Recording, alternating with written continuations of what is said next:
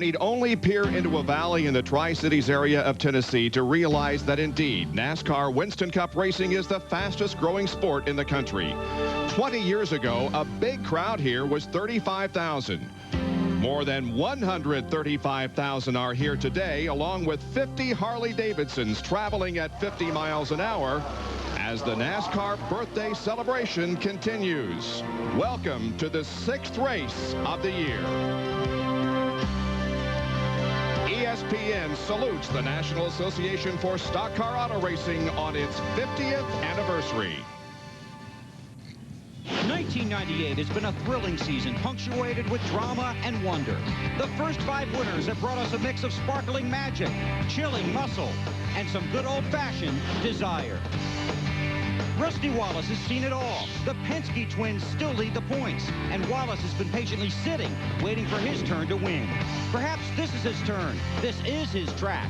No matter the car, the color, or even the time of day or night, this veteran is an able volunteer for victory in Tennessee. A 6-pack of wins here, but Rusty hasn't flashed that winning smile in 34 races. Now he looks to yesterday to brighten tomorrow. Rusty Wallace is searching for that fine line between pressure and praise. And this is the perfect place for Rusty to race right now in the mountains of East Tennessee, because he's got a mountain of his own to climb. In the first 5 races, everyone has been expecting Rusty to stumble. Now they expect him to win. And so does he. So do I. So does everybody, except maybe the 42 guys that start behind him.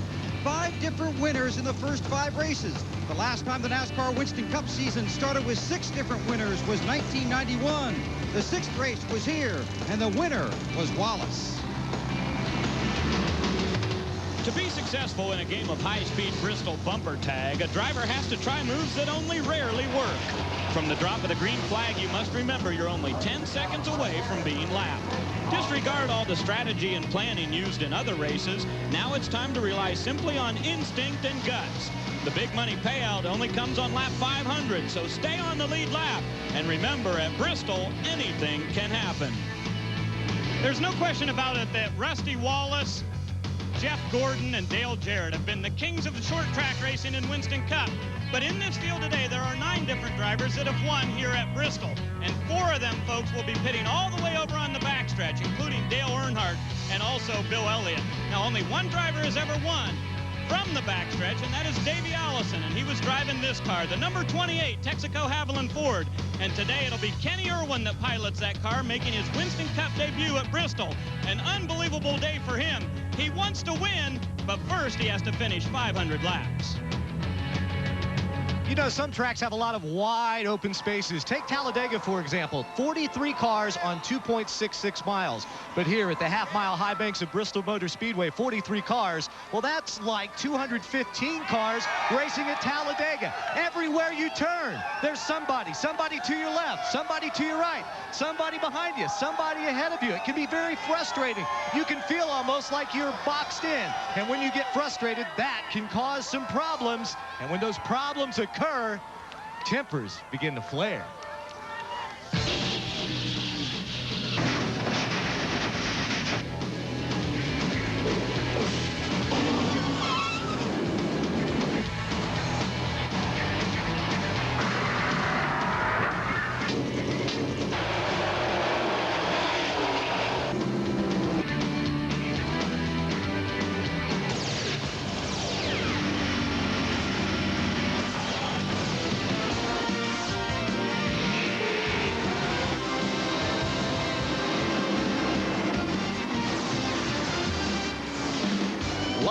From Bristol Motor Speedway in Tennessee, ESPN Speed World presents the NASCAR Winston Cup Food City 500. Rusty Wallace is on top of the point standings by only 54 over his teammate, the defending series champion Jeff Gordon, 4th. And the guy who won on this track last fall in the night race, Dale Jarrett, comes in 10th in the point standings. This is absolutely unbelievable here. Look at the crowd. They've increased the seating capacity to 130,000 here, and every seat is filled as the crowd anticipates the running of 500 laps at Bristol. Absolutely incredible.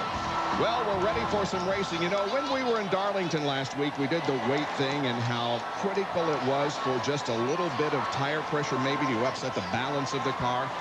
This week, maybe the balance is at the driver's command. You know, Bob, part of makeup of all great athletes is his ability or their ability to concentrate. And I can't imagine any athlete in any sport where the concentration level has to be higher for a longer period of time than the race drivers here for 500 laps at the Bristol Motor Speedway. It is very mentally tiring, and they have to be very patient to win here. Just a lapse of concentration for a moment can put them out of position to win. Well, you got to be patient, but you also have to be very aggressive. And you can be in trouble very quick here. You can get lapped very quick here. So, Benny, tough place to race. It is tough, and it's so doggone tough physically. And that's one thing that hurts the concentration, because if they run 100 laps a day, some of these drivers will literally have their tongue hanging out because they will be exhausted. And it's hard to concentrate like you need to when you're just that tired. The crowd can't wait. They're doing the wave as the drivers anticipate the command to start engines here in just a moment. But just look at this place. You wouldn't recognize it from 5 years ago, and you certainly wouldn't recognize it from 10 years ago. They have done an incredible job of building new stands and accommodating the drivers and the spectators. There isn't a bad seat in the house. 43 cars and drivers are lined up on pit road, getting set to go on to the racetrack. And they, of course, will have to battle it for 500 laps here this afternoon in the Food City 500. Beautiful day here. There's partly cloudy skies and a temperature in the upper 70s. Excellent racing conditions for both the drivers and for the spectators. Winston Cup champion Jeff Gordon and Rusty Wallace. And now, ladies and gentlemen, it's almost time for the most famous words in all of motorsports. Please welcome back the Grand Marshal for today's Food City 500, the president of the University of Tennessee, Joseph Johnson. Gentlemen, start your engine.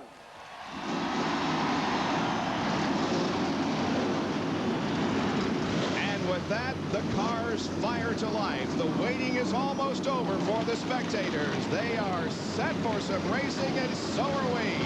And we'll be back to give you the starting lineup and get this thing going in just a moment from Bristol Motor Speedway.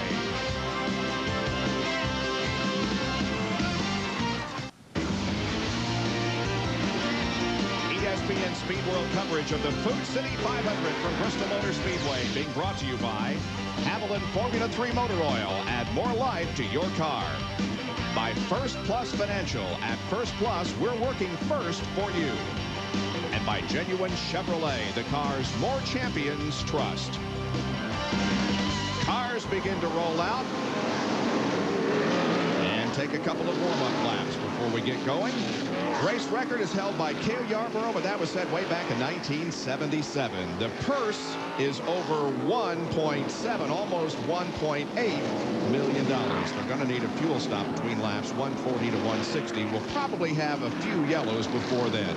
Today's field consists of 22 Fords and 14 Chevys and 7 Pontiacs, and the battle for the manufacturer's championship going into this event is tied between Ford and Chevy at 34 points each. Here's the Everstart Walmart grid. On the pole is Rusty Wallace, his 4th pole here at Bristol, alongside Jeff Gordon going for 4 straight wins in this event.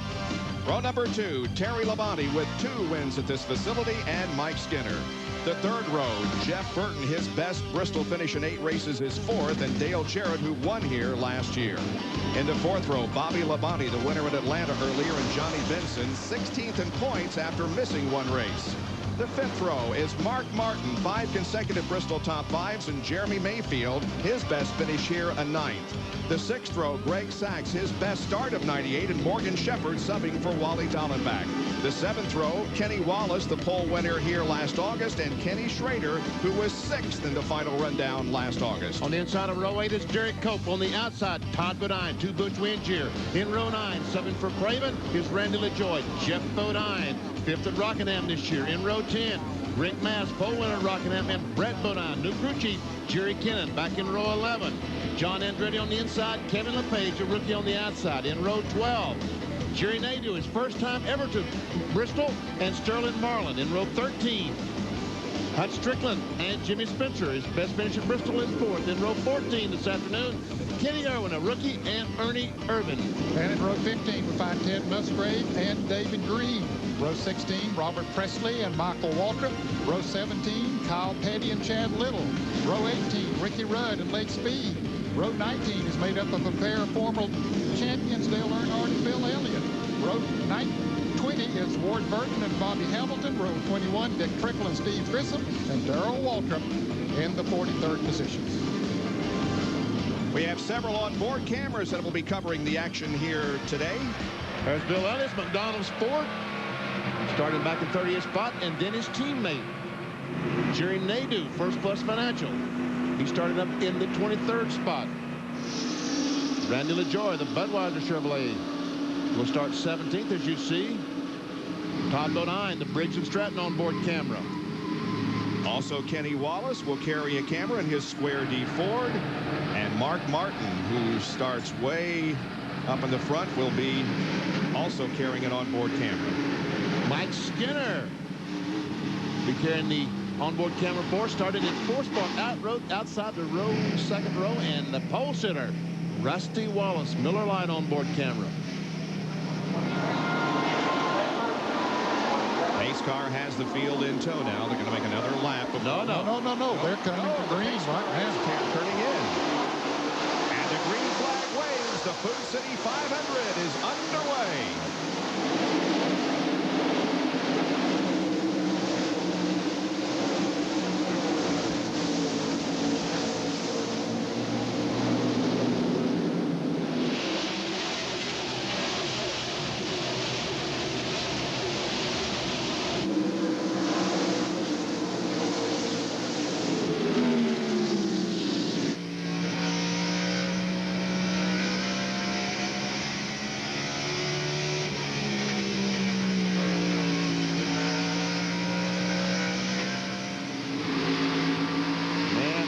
Traffic behind this car. This is Randy LaJoy's car. On top of his car is roof cameras. We watch Todd Bodine try to work his way back. Now back to the rear bumper of the Briggs & Stratton onboard, Todd Bodine's car. Oh, we have some cars getting all mixed up there in the second turn. They're sliding around, but everybody keeps it straight. David Green lost a lot of positions, though, as his car got out of control. Everybody's okay, though. And here's trouble off of turn 4. Jerry Nadeau spins around. He keeps going, and Lake Speed hits the inside pit wall, and that's going to cause the caution.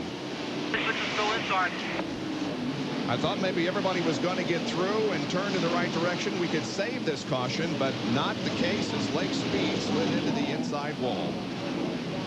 Not a lot of damage, but enough that he could not get the car started. The fender's knocked in on the left front tire, and he is a lap down. I tell you what, these guys just cannot catch a break. I'm talking about Lake Speed and the Mellon Cartoon Network crew.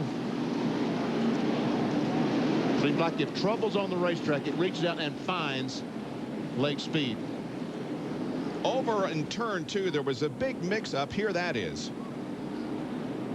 Something happened up front, and John Andretti tried to stop to avoid that, and behind him, that was a near wreck.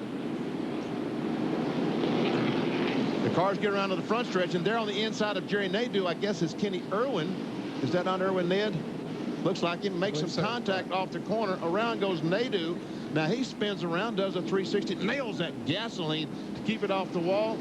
And behind, someone no doubt will run in the back of, I guess Lake Speed was just trying to dodge somebody.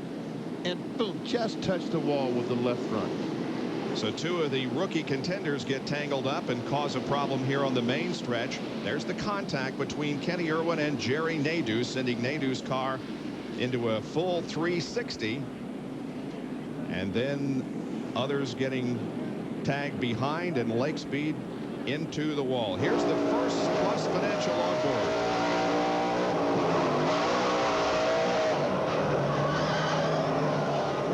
He does a great job. That was unbelievable, Ned. I mean, how in the world he spun there and got so many cars, and Dale Jarrett is in the pits already changing tires. Wow, an unscheduled pit stop here in the 7th lap under caution. This is going to cost Dale a lot of track position, but better to do it now than under green. He got caught on the outside and dropped back from 6th to 10th on the start of the race. Bill Weber, what's going on?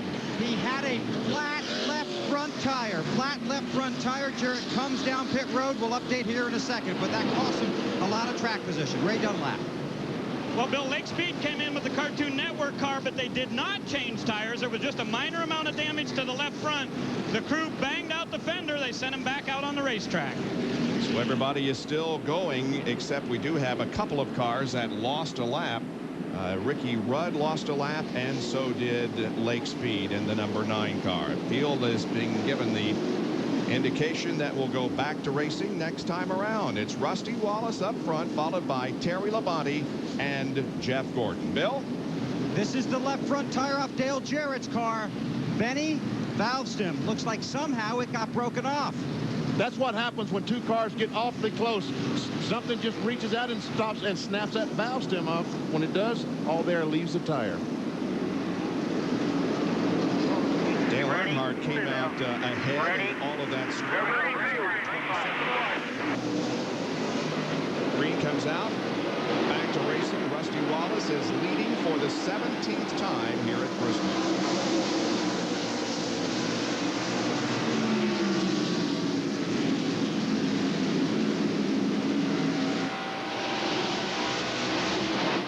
Trying to pick up another position from Kenny Irwin. A little bit of bumping there in the 3rd corner, and Earnhardt, that's in the spot. Ooh, and Irvin's going to lose some more spots too. The train will go by. Once you get up to that outside groove, everybody takes advantage of it that are behind you and try to move in and move around you. Well, our scoring monitor indicated that Rudd had lost a lap, but he has not. The only car that did lose a lap was Lake Speed. In fact, Rudd is running up there in 29th position.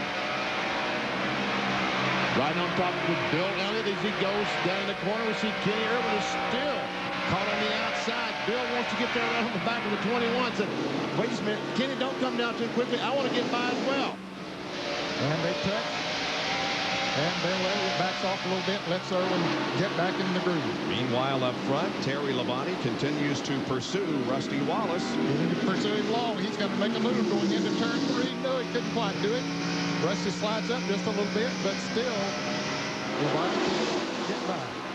Rusty left that lower lane empty for just a moment, and Terry was unable to take advantage of it. First 4 cars that include Wallace, Terry Labonte, Jeff Gordon, and Jeff Burton have kind of separated themselves from the 5th place car of Mike Skinner.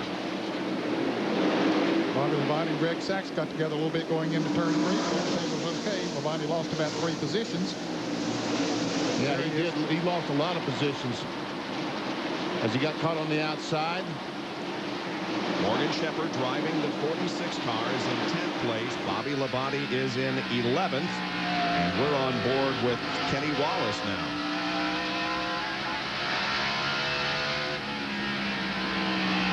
Rusty Wallace continuing to lead here at Bristol as 17 laps have been completed out of the 500 that make up the Food City 500 from Bristol Motor Speedway. Stay with us. We'll be right back.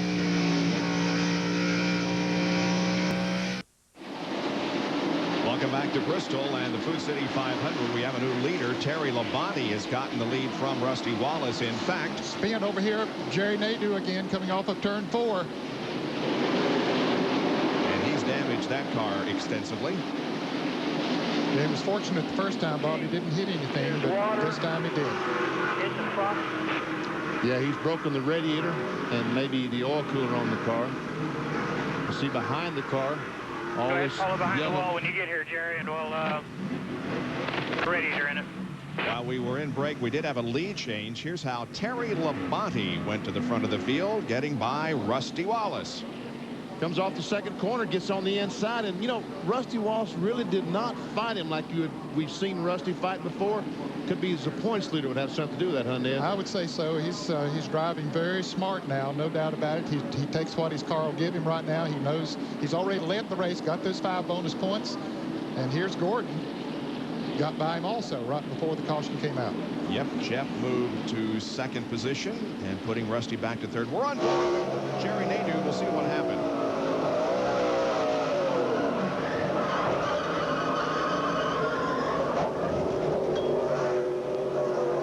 Well, that first 360 he did down here on the straightaway, he didn't hit anything, but he sure made contact with the third turn wall in that incident. He has gone behind the pit wall, and they have some work to do on the First Plus Financial for Taurus. Terry Labonte, the leader. Back in a minute. Field is but a half a lap from green here. This shot courtesy of the Pennzoil Copter Cam hovering over Bristol Motor Speedway. Pace car off the racetrack. We're ready to go back to racing. You ready? Ready? Yeah, get ready. Get ready. Here we go. Here we go. Here we go.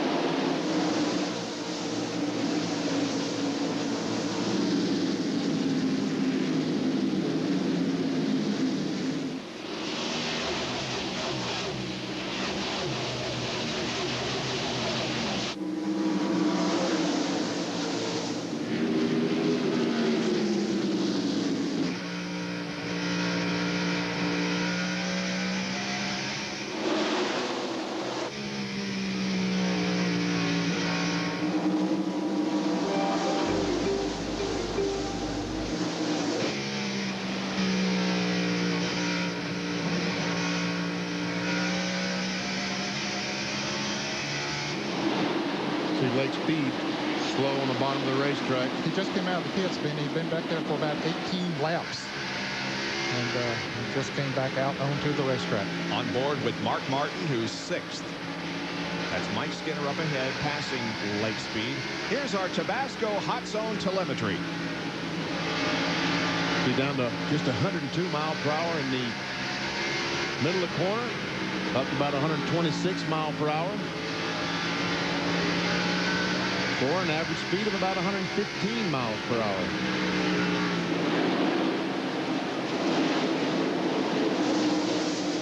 The RPM 70. Watch as he accelerates down the corner. That time's going to get up to about 7,800.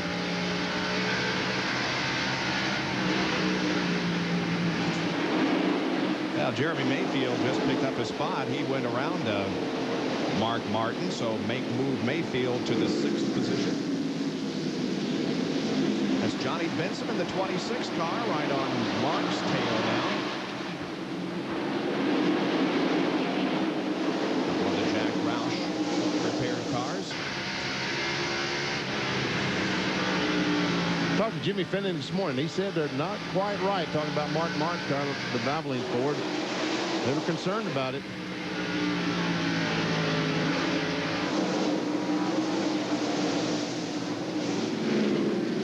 Talking to the crew chiefs this morning, the biggest concern they have is because this is going to be one of the warmest days they've ever raced at Bristol in the last 10 or 15 years.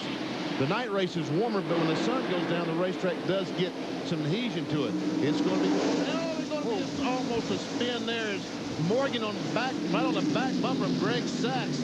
They made some contact, but Sachs moved up the hill, and now the train is going by. Yeah, those guys have been trying to wreck for several laps. The 98 car now up in the outside lane and sees a lot of drivers pass by, including Ken Schrader up ahead, and now Todd Bodine exchanges a little paint with Greg Sachs and also moves up a position. Here comes Randy LaJoy.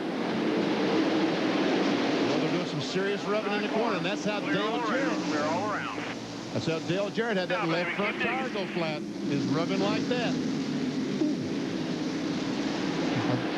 Bill can update the 18 car of Bobby Labonte, who's running 11th. And we heard him in NASCAR today talk about how they were good in qualifying, but they were awful in final practice here on Saturday. Right now, Bobby says the car continues to push up the racetrack. We're going to go down 2 rounds on the right rear track bar. So Bobby fighting a handling problem. And further down pit road is John Kernan. Cope started from the 30th position. He's been on pit road twice during that last caution, or he started 15th. Now he's dropped back in the pack in the 30 car. He got into the back of somebody and had some severe damage on the right front of the car. But hey, this is Bristol. Aerodynamics aren't that big a deal. They taped it up, sent Derek back out on the track, and he is trying to play catch-up in a hurry right now because Terry Labonte is closing in on the guys at the tail end. Here comes more by the 98 of Greg Sachs. John Andretti, Ted Musgrave, and Dale Earnhardt also moves up a spot. Jimmy Spencer, meanwhile, is up there in that outside lane. He's caught, and he's losing several positions. Well, he passed Ernie Irvin on the outside, but then he moved up on some other cars, and he couldn't go that well up there, so now Irvin has passed him back. Robert Press is trying to do it on the outside, and also now we see Ernie Irvin trying to get on the inside of Sachs. In the corner, is there contact? No, Sachs moves up, gives him some racing room. Now Spencer's going to try to follow. All this from the Pennzoil copter cam again.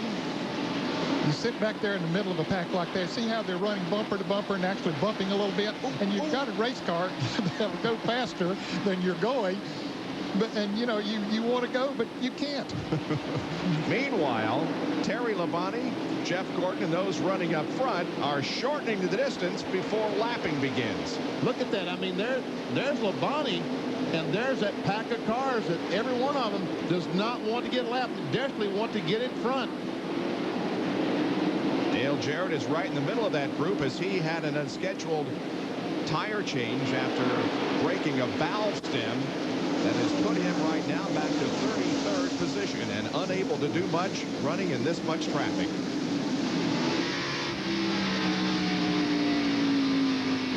"51 laps are completed. Labonte leads over Gordon, Burton, and we haven't crashed."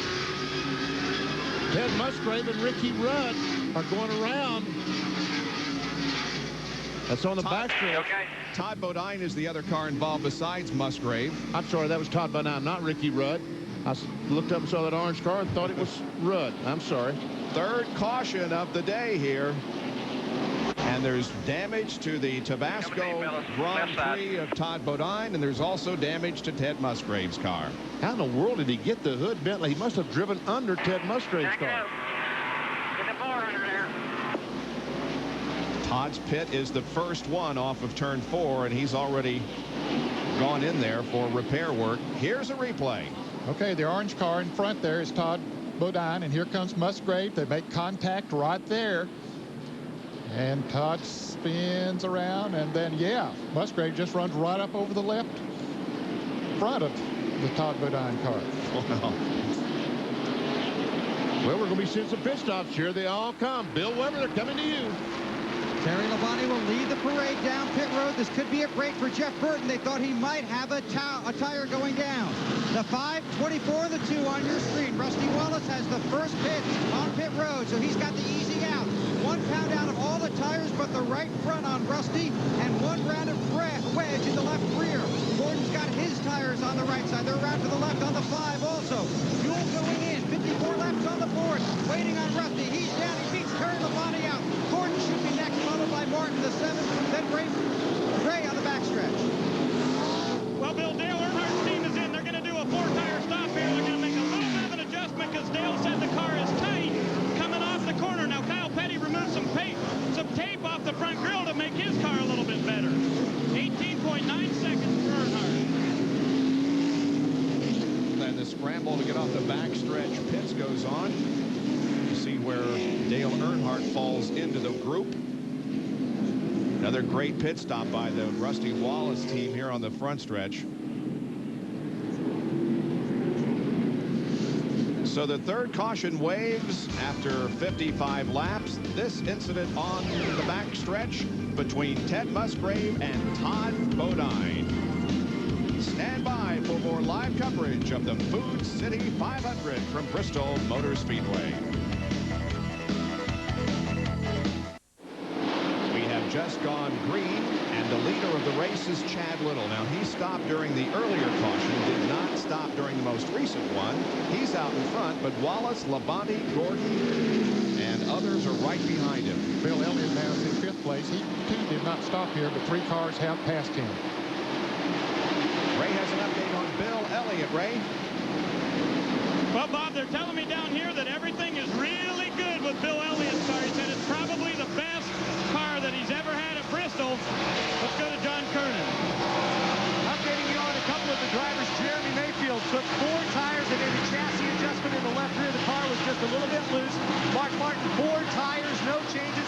Jeff Bodine started the race 18th. They took only right side tires. That moved him all the way up to 9th. They wanted to try and get a little track position early on in this race. You're watching 9th, 10th, and 11th right there. Here is back up front. Rusty Wallace is poised to make a move on Chad Little and will do so in turn number 3. You got that fender up alongside, had the preferred groove, the inside groove going into the turn, they pass. And that means when one car goes by, 3 cars are going by, because once you get the 97 up out of the groove, out of the accelerator, lose a little bit of momentum, it's simple for the other cars to go by. Now we're about right back where we started, except it's shuffle. Rusty Wallace is now leading, and Terry Labonte is second, and Jeff Gordon has lost a spot to 3rd. We've had 3 different leaders, 3 lead changes so far in the first 65 laps of this race. Morgan Shepherd, we talked about the word aggression during our open. Well, here's a driver who is being very aggressive, Morgan Shepherd. Well, he's debuting for a ride, Bob. Rick Mast, he's following the rim-to arms forward. Up. Ooh, a little touch. Didn't quite get by. Still racing. They're racing for the 15th and 16th position. Mast has 15th now. Morgan's going to get it, though. Yep. And here comes Earnhardt on the inside of Kenny Wallace. Red Bodine's trying to follow. Earnhardt started 37th and is currently up to 17th.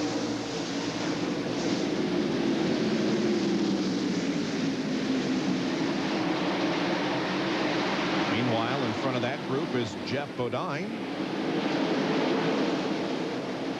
as he leads Jeff Burton and Jeremy Mayfield. That's 9th and 10th. Remember, Jeff Bodine only took on right side tires, but hanging in there pretty good at the moment.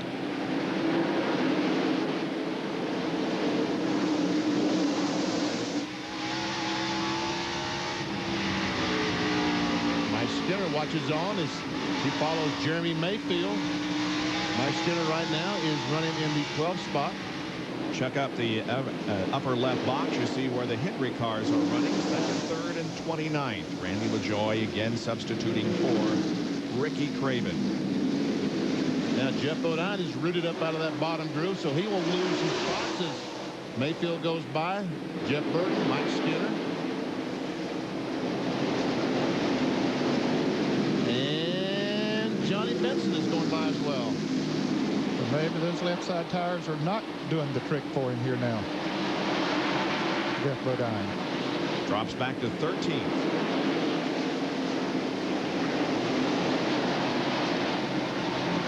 Meanwhile, Rusty Wallace has built up a bit of an advantage. It is 83 hundredths of a second. And we check out the speeds. Looks like Terry Labonte. Nope. Make that Ricky Rudd had the fastest lap. I don't think he ran 131. I think he ran 113. Let's hope so.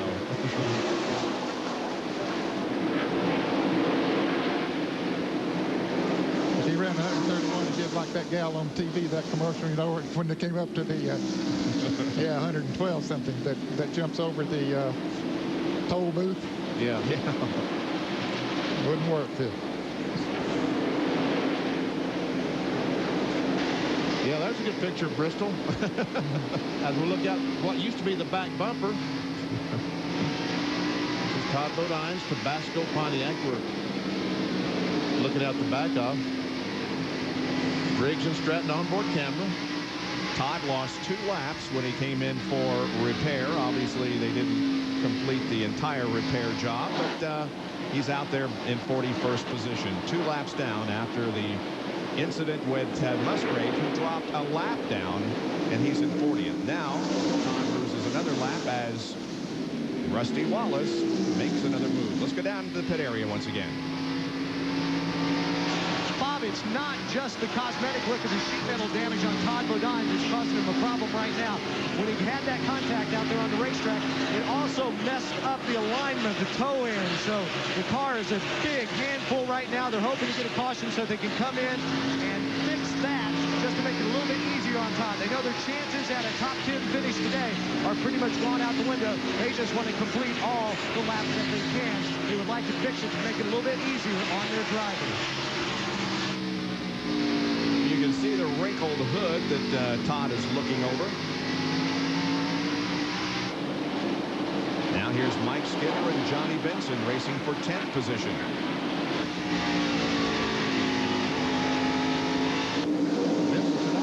On the outside. Well, that didn't work too good, so let me try the inside. That worked a lot better. Oh, yeah. Benson moves to the top 10.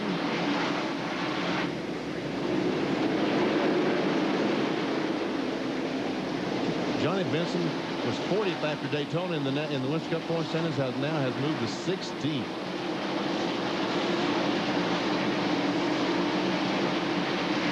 There is a peculiar odor in the air, and it could be coming from the 40 car.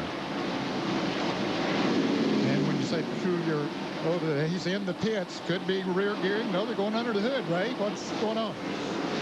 Well, Ned, they thought it was the rear end. There was a lot of smoke.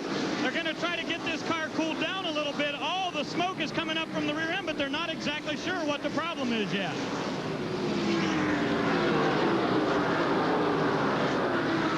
I think they're looking in the wrong end, yeah. Well, now they're looking in the back end. Yeah. Sterling has problems. There's no question about that. As Mark Martin now takes 3rd position from Terry Labonte. So it's now Rusty Wallace, Jeff Gordon, Mark Martin, Terry Labonte, and Chad Little hanging in there in 5th position as 85 of the 500 laps here at Bristol have been completed.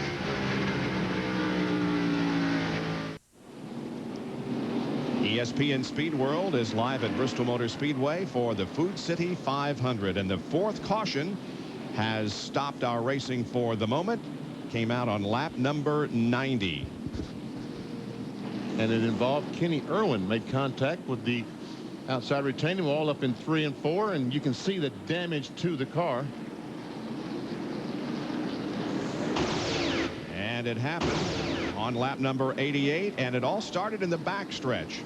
These are the cars we're talking about. That's Kenny Irwin on the inside, Steve Grissom on the outside, and going in the corner, it looks like that Irwin trying to get in the corner too hard, and Grissom takes some air off the spoiler. He loses control. When he turned that thing back to the right, Ned, those radial tires hooked up and just sent him right in the wall. They really did. If he would have had the presence of mind, of course, I know it's hard to think of everything, but if he could have stood on the gas right before it made that right-hand turn, he might could have spun it around like Jerry Nadeau did a little bit earlier. Ray is with Sterling Marlin. Well, Bob Benny was definitely right. They were looking at the wrong end of the Coors Light number 40. It's definitely rear end gear, huh? Yeah, burn the gear up. Water temperature started raising up a little bit. Yeah, he wrecked down there, and I got against Earnhardt a little bit. It didn't really hurt it. Water temperature's the same, and just burn the gear up. Put one in this morning. Burn it up. Coors Light, Chevrolet's running good. Now we're back to green. Yes, indeed. Racing resumes. Rusty Wallace still at the front of the field. Gordon, Martin, Labonte, Terry Labonte, and Chad Little are the top 5. Now, Chad Little didn't come in that time either. He had pitted on the very first caution, keeping that track position. He's about to lose the position there, though, as Jeremy Mayfield in the 12 car tries to go around the green 97 of Chad Little. Contact between those two. Both cars tail end kicked out just a little bit as they got loose off the corner. There's still 36 of the 43 cars on the lead lap as we watch this battle for 5th. Ooh, Mayfield got a little bit loose. This from the Pennzoil copter cam. It looks like the Jeremy's going to get the job done now.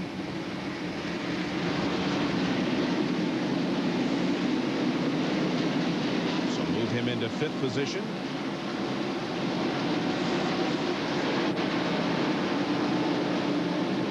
Jeff Burton, his teammate, pulls in behind Chad Little. He probably will not give him as much trouble as Jeremy Mayfield. And we see Johnny Benson, another teammate, in the Cheerios car right behind. Come on, Johnny, make it 3 abreast here at Bristol. Yeah, right. A big group of cars here. That's Steve Grissom, Greg Sachs, Bobby Hamilton, Bobby Labonte, Dick Trickle, Darrell Waltrip, and others. And most of these cars made pit stops during this last caution. Bobby Labonte was sort of going backwards, his car not handling very well, so he came in and made a pit stop. So did most of these others, made adjustments on their cars, and they're scrambling to try to get on up towards the front as much as they can, even though right now they're not in jeopardy of being let down. But they know Rusty Wallace is out there running by himself, and with them here racing, that he's going to catch them in a hurry. At 29th, 30th, 31st, 32nd, 33rd, and on down the line.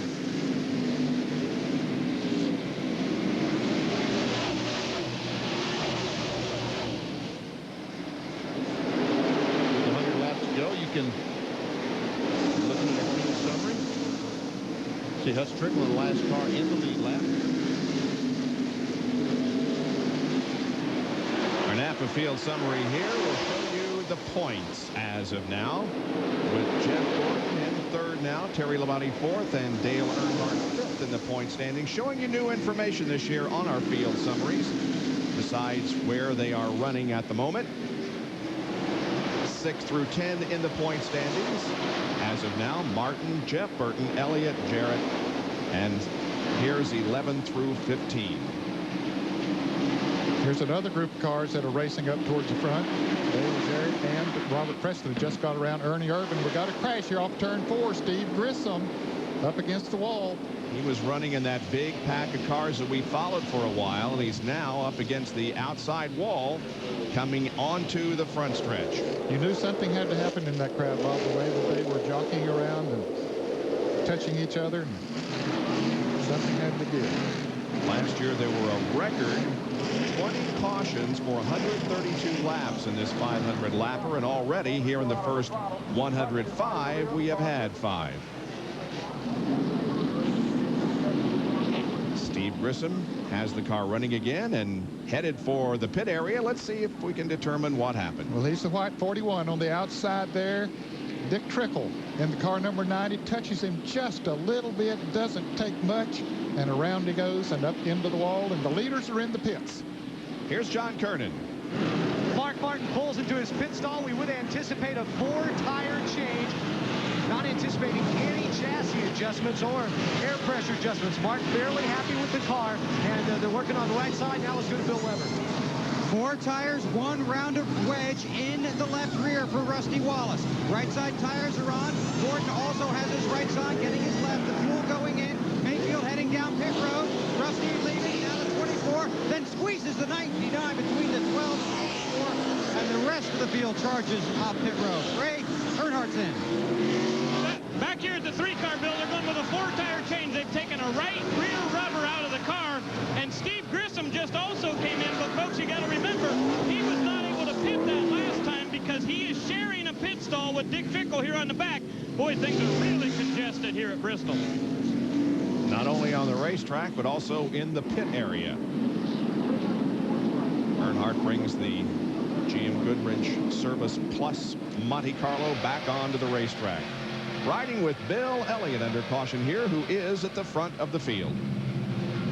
Dale Jarrett is back on pit road. Got a problem with the right front there. He got together a little bit with Robert Presley when he made a pass on him. Bill, what's going on there? Yeah, he's had a battle here since the green flag. They are working on that right front fender, trying to pull that sheet metal back up. Dale's going to sneak back out. I imagine he'll be back for another visit. John Kernan. Jeremy Mayfield's crew checking over his tires. A few laps before this caution came out, Jeremy had radioed in the cars getting very, very loose. I think I may have a tire going down. Haven't had a chance to talk to the crew yet as they check the wear and the temperature across the tires as to the fact that he actually did have a tire going down. But this came at a perfect moment for them to keep them from having to pit under the green flag, change tires, and lose at least a lap.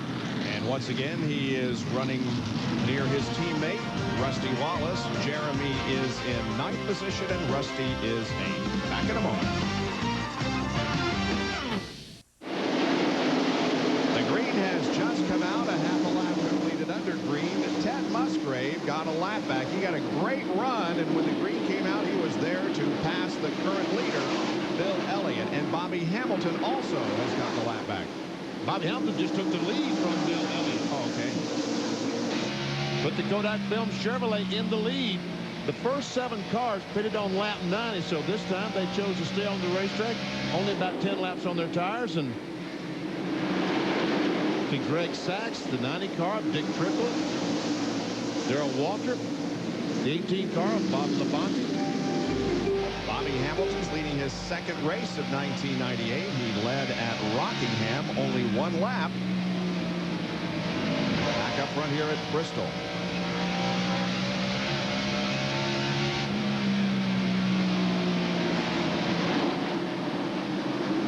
Here are the Penske teammates once again, Rusty Wallace and Jeremy Mayfield. Hut Strickland is there in the 8 car. That's the battle for 7th, 8th, and 9th.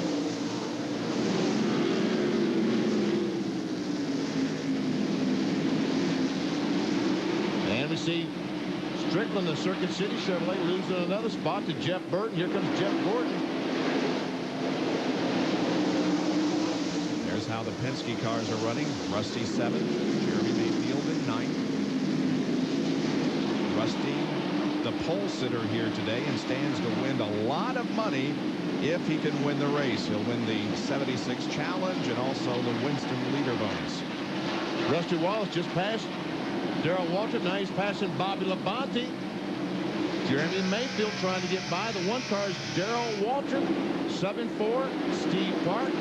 Darrell Waltrip driving over Dale Earnhardt. That just doesn't sound right, does it? Well, some of the great battles that we've had in the past, almost feuds, I guess you would say, and now they're together. A lot of respect for each other, though. Waltrip has sold his team to T.J. Beverly from Texas. And T.J. wanted to shut the team down for about 3 months to get reorganized. And Dale Earnhardt wanted a driver for 3 months while Steve Park recuperates. And so it worked out well for both. Dick Trickle trying to get on the inside of the 98 car, the Thorn Apple Valley Ford of Greg Sachs.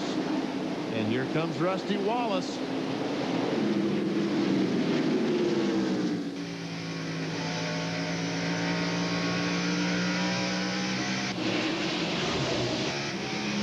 Dick Trickle up there in the Heilig Myers car recorded his best career finish here.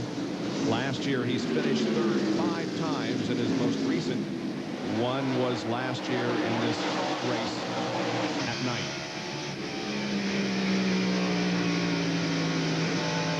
And Greg Sachs goes uphill just a little bit, gives Trickle the opportunity to get on the inside. Rusty said, guys, please don't rush in front of me. Yep. Rusty takes advantage of Sachs being high. He goes down on the inside. Jeremy Mayfield also goes by. And here comes Jeff Burton. And Jeff Gordon. Tell you what, when you open this gate, every cow in the barn gets out, doesn't it? I better believe it.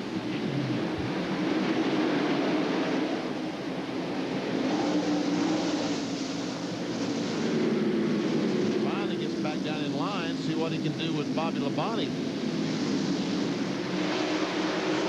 comes Martin. He's getting pretty racy as well. And Sachs cannot hold Labonte. He goes by. Martin will go by.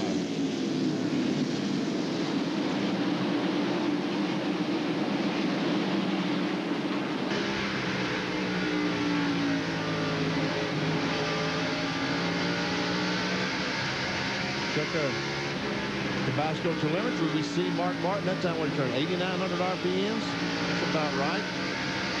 Down the backstretch, 9,000 RPMs. Wow. 125 miles an hour. Down just below 100 in the corners. Here's Mark taking the 8th position away from Bobby Labonte. Watch how quickly that thing accelerates down the straightaway. Down to 73, 7,200 in the middle of the corner. And it'll build to 9,000 almost before he has to back off the throttle and hit the brakes again. And they do use brakes here at Bristol, a lot of brakes. All these cars have brake coaches all over trying to get some cool air through these brakes.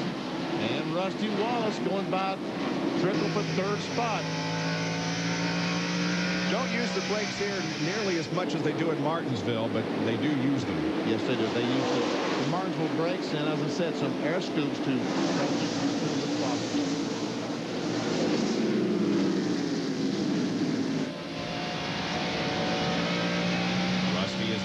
closing in on Bill Elliott, who is running second. Not anymore. No battle there as Rusty takes second position. Now sets his sights on Bobby Hamilton, who continues to lead. Hamilton has about a 240-second lead. And Hamilton's car, the Kodak Film Chevrolet that's leading the race early on in the race, was just terrible. But they made some serious changes on that car, and it's pretty doggone good right now. Bobby Hamilton's best finish this year was at Rockingham, where he finished 9th. His best finish here at Bristol of 4th in this race in 1995. Everybody celebrating the 50th birthday of NASCAR. We have the Food City 500 live for you today here from Bristol Motor Speedway, and we'll have more in a moment. Once again, you can see from the Pennzoil Copter Cam that this field is under reduced speed. We are under caution again here for another crash, and this one occurring in the Food City 500 on lap number 132. Go down the corner. It's going to be Greg Sachs, and I'm trying to. There he is, right in front of Morgan Shepherd. Might have gotten a little bit of help there as they jammed up going into that corner. He spins to the outside, then comes back down across the track. Very fortunate that no one else hit him. There he is going up, tags the wall, and Kenny Wallace made a bonsai move to the bottom of the track to miss him. Let's ride along with Kenny.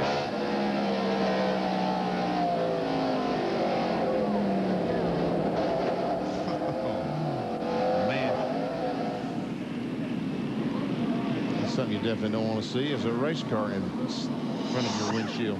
Well, you can jump on your computer and dial up the website of NASCAR, www.nascar.com, and you can help celebrate NASCAR's 50th by voting for the driver that you think is going to carry the torch into the new millennium. The Future NASCAR Legend Award will be given, one of 7, during NASCAR's Night in Hollywood, a golden celebration. Folks, this is going to be fun, and we urge you to join us Saturday, May the 2nd at 8 o'clock Eastern Time for NASCAR's Night in Hollywood. We'll be there, of course, for the California 500, and we'll also rub elbows and hobnob with the Hollywood stars. It's going to be fun.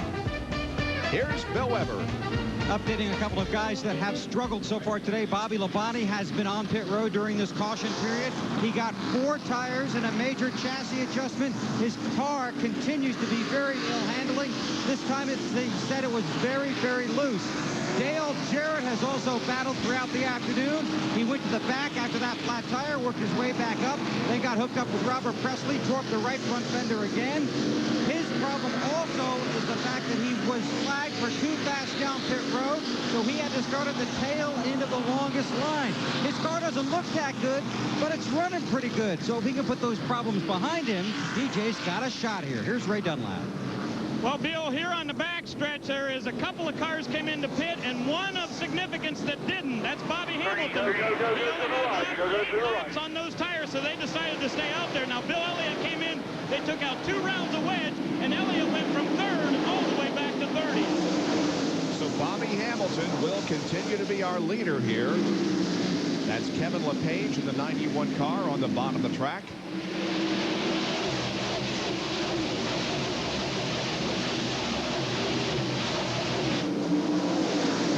Just 1 lap down.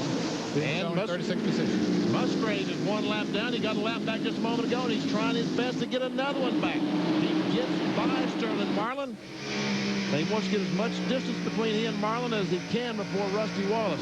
That's Bobby Hamilton driving that car this year. I said Sterling Marlin, didn't I? I knew I was going to do that. That's right, it is Bobby Hamilton.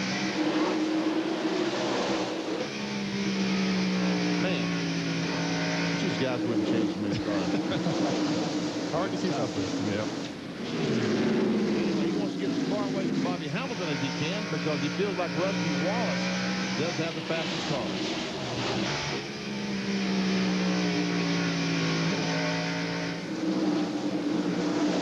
And he does have Benny because he's passing the leader right now.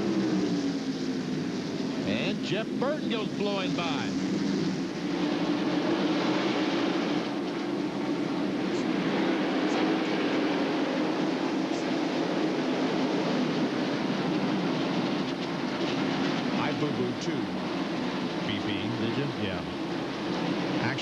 reading the graphic, but when we have that big NASCAR in Hollywood celebration, that's going to be at 7 o'clock on Saturday, May the 2nd, instead of 8 Eastern.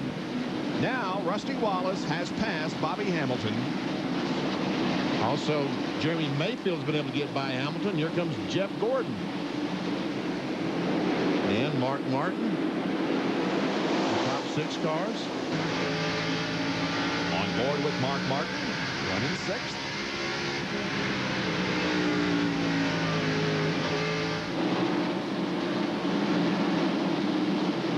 Just behind them, this group of cars. And Hut Strickland and Jeff Bodine really get into each other. Hut's running 11. Having himself a good day here so far. And Jeff Bodine wants that spot. And he's running. Hut Strickland going a little bit higher in the corner than most other cars we're seeing. But it's working for him as long as the other cars are not able to drive underneath him. Gets him a good run off the corner. Does, as you say, open that up down there in case they can jump up under him. Once again, that's Morgan Shepherd in the 46 car.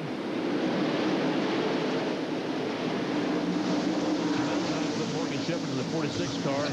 Against Bobby Hamilton in the 4 car. It's the first time Morgan's ever driven that car.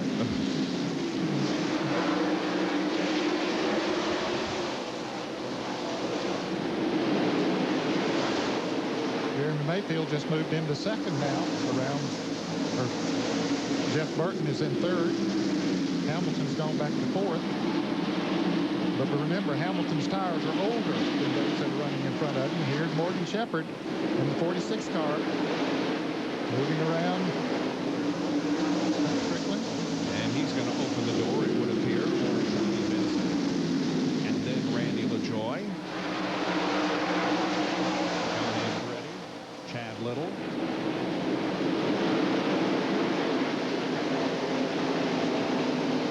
There was some pretty heavy contact between Strickland and Jeff Bodine here a few laps ago on the straightaway. Yeah, as they come off. We saw the tire smoke, and the 7th car, the right front, almost came off the ground when they made that contact.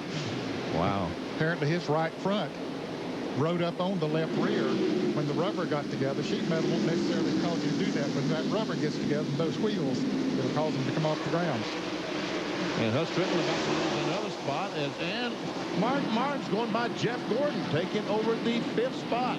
Mark Martin has worked on his car and got it moved very fast.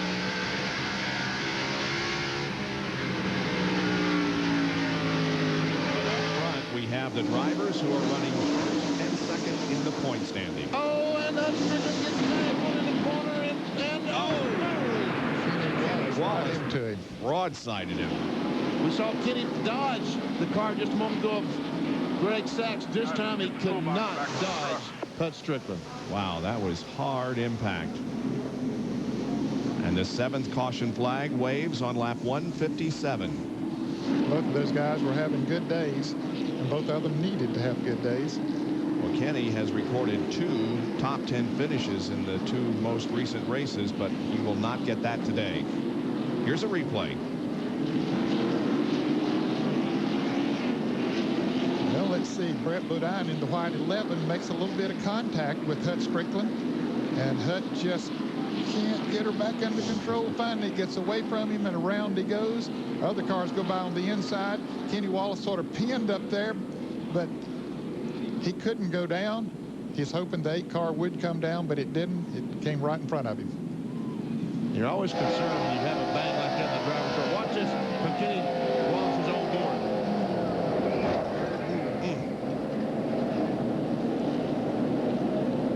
Hamilton killed.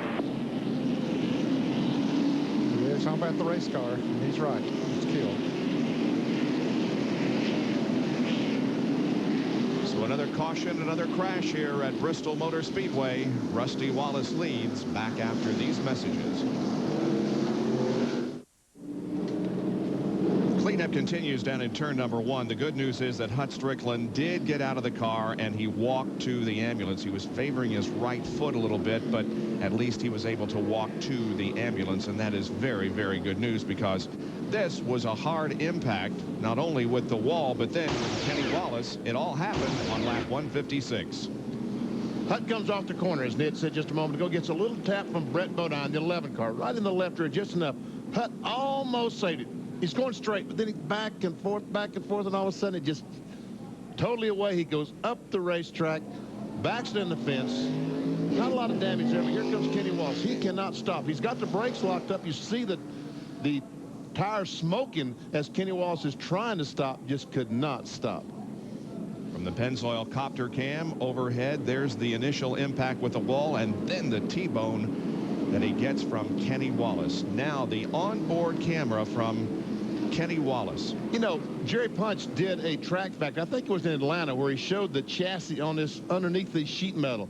And we showed just how strong those cars are, and you can see just how strong they are, because the 81 car, Kenny Wallace, hits Hutt Strickland's car with a tremendous blow, but the chassis of the roll cage stays intact and does not bend a great deal. There are a lot of roll bars that are mandatory by NASCAR, welded out into the door to protect the driver. Of course, that's an area that you don't want it to absorb the energy. You want it to hold up, and it did right there, where we saw the front of Wallace's car really crushed. But, you know, that crush in front of it absorbed part of that energy. Well, Benny mentioned Jerry Punch, and as you undoubtedly know by now, Jerry is not with us on the telecast today. Yesterday, his mother, Betty Jo, passed away.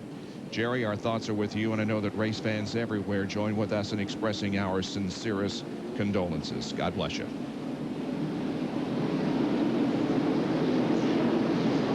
Under caution, let's take a break.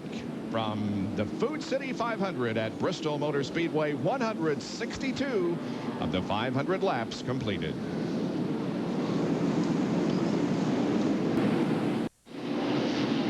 The Pennzoil copter cam is showing you Bristol Motor Speedway in all of its glory. 130,000 seats, and every one of them filled for the Food City 500 NASCAR Winston Cup race here this afternoon. We're under a 7th caution of the afternoon. An accident down in turn number 1 between Hutt Strickland and Kenny Wallace. We had some pit stops while we were away. Let's show you what happened. Well, we almost had a bang if we see the cars coming in. Rusty Wallace, the leader. Jeremy Mayfield, the 12, is in second. 99, Jeff Burke is in third. See all the cars making their pit stops. Dale Jarrett and Bobby Labonte just now getting to their pit, as well as Derek Cope and the gum out. I think we're going to see Bobby Labonte. He's in the green car back there. I think we're going to see him only take on 2 tires. See, he's backing up there already. He's getting finished. He comes down pit road, and Jeff Burton coming out of his pits, and they make a little bit of contact. Indeed, Bobby Labonte totally took on 2 tires, but it, of course, has gained him a considerable amount of track position. Bill, meanwhile, has an update on the 88 of Dale Jarrett. Well, we told you not to count Dale Jarrett out, and I just talked to Todd Parrott. Those were his exact words. A pit stop of 19.5 seconds, and Jarrett, who was at the tail end of this field not too many laps ago, is now threatening to climb into the top 10. Back to the back pit, and Ray Dunlap. Well, Bobby Hamilton came in the Kodak Chevrolet, guys. He had a top 5 car, and he said this car is awesome. He loves it. But, again, we got to talk about that disadvantage of pitting back here on the backstretch. He came in the top 5, went out running 20th. Wow. He was running 4th when he came in the pits, is now running 20th. Kevin LePage is the blue car at the bottom of the track, trying to gain a lap back. Didn't get the job done, though. Ken Schrader is the leader of this race with Irvin running in 2nd spot, then Bill Elliott, Dick Trickle, and Ward Burton. Neither of those 5 drivers pitted during this caution, Bob.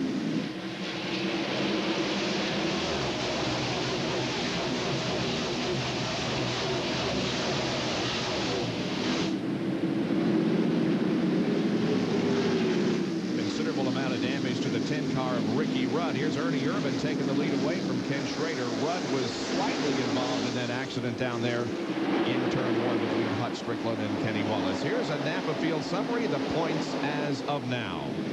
Bill Elliott goes to 3rd in the point standings if they were awarded now. See, Ward Burton has lost some spots as Rusty Wallace, Jeremy Mayfield, Jeff Gordon been able to get by. And Bill Elliott still struggling trying to get by Kevin LePage.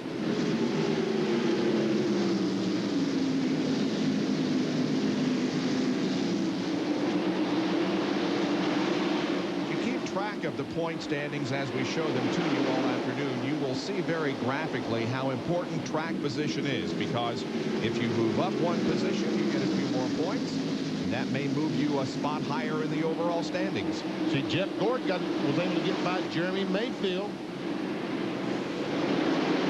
We have the Penske cars running nose to tail, and now Gordon has placed his car between the two. Rookie points show Kenny Irwin still in the lead. However, he is 42nd today, and Jerry Nadeau is 43rd. This is the first race that Ernie Irvin has led this year in the Skittles Pontiac. So, Ernie, way to go. Last time he led a race was in Atlanta in the final event of 1997. And that, of course, was with a different team. He was driving for Robert Yates then.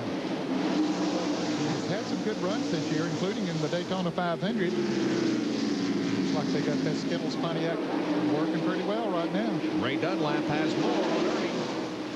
Well, Bob, the last time the Skittles Pontiac came down pit road, their right front tire changer, Mike Kluka, burned his arm really bad. They've got it all bandaged up, and the crew chief, Ryan Pemberton, said, man, you better go to the hospital. He said, no way, we're leading. Wow. Tell you what, those guys down there are a tough read. Wow. A big gaggle of cars here. Burton, Jarrett, LePage, Hamilton, Jeff Bodine. Kevin LePage is a lap down to the 91. He's 33rd. Meanwhile, Ward Burton is where? He's 17th, looks like. That is correct.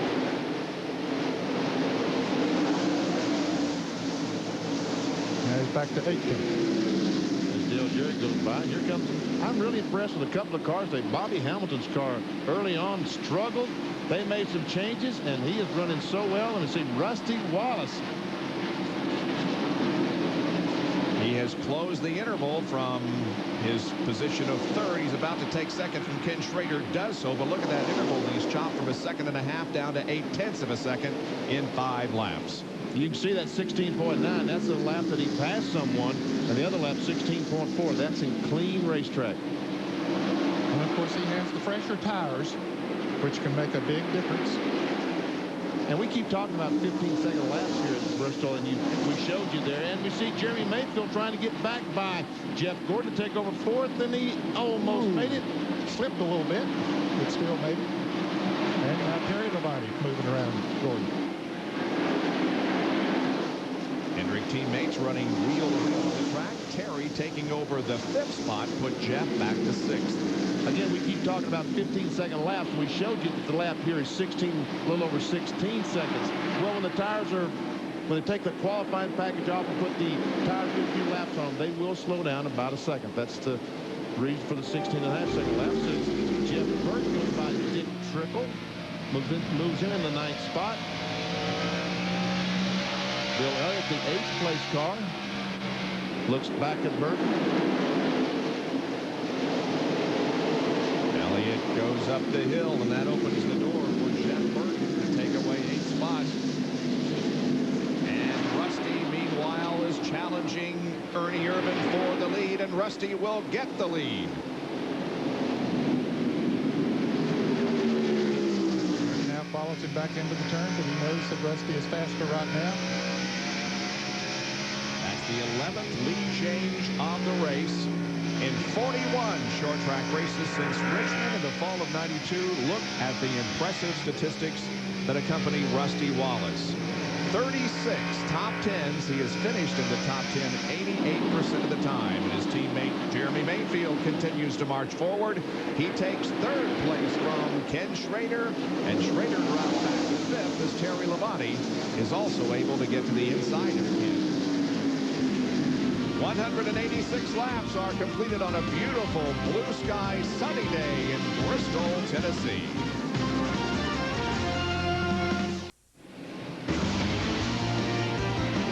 ESPN presents the Food City 500 live from Bristol Motor Speedway, and is being brought to you by Quaker State Motor Oil. For what you drive and the way you drive it, the choice is clear. By the nice people at Red Roof Inns. Over 260 locations nationwide offering honest value every day. And by Everstart Batteries and Walmart. It all starts here. Next Sunday, it's the Toyota Grand Prix of Long Beach as the CART FedEx Championship Series resumes. It's at 4 o'clock Eastern Time next Sunday. Of course, the drivers have been in Japan this weekend. Adrian Fernandez taking the checkered flag there yesterday. They'll be back in the U.S. at Long Beach next Sunday here on ESPN. Caution is out once again. And that's the reason you see the ambulance. There's no tunnel here. It's got to go across the racetrack to get outside. John Kernan, where are they going? And inside the ambulance is Hut Strickland. You saw the hard crash that he had just a few minutes ago. They've checked him out in the infield care center, loaded him onto a stretcher, put him in the ambulance, taken him to a local hospital for further evaluation. Talked with his crew chief, Jim Long. He said Hut's okay overall, pretty sore. And Jim says he thinks he may have broken his nose, but Jim said that's all he knows about the extent of Hut's injuries. He says they just want to send him to the hospital as a precaution, just to make sure that he's not seriously injured. And here once again is the incident that we're referring to. Hut Strickland and Kenny Wallace. We ride with Kenny. Well, Hut had spun and slid up next to the outside banking, and Kenny Wallace had nowhere to go and came in and hit him right in the door. So the ambulance on the way to the hospital with Hut Strickland as we are near the 200 lap mark here at Bristol.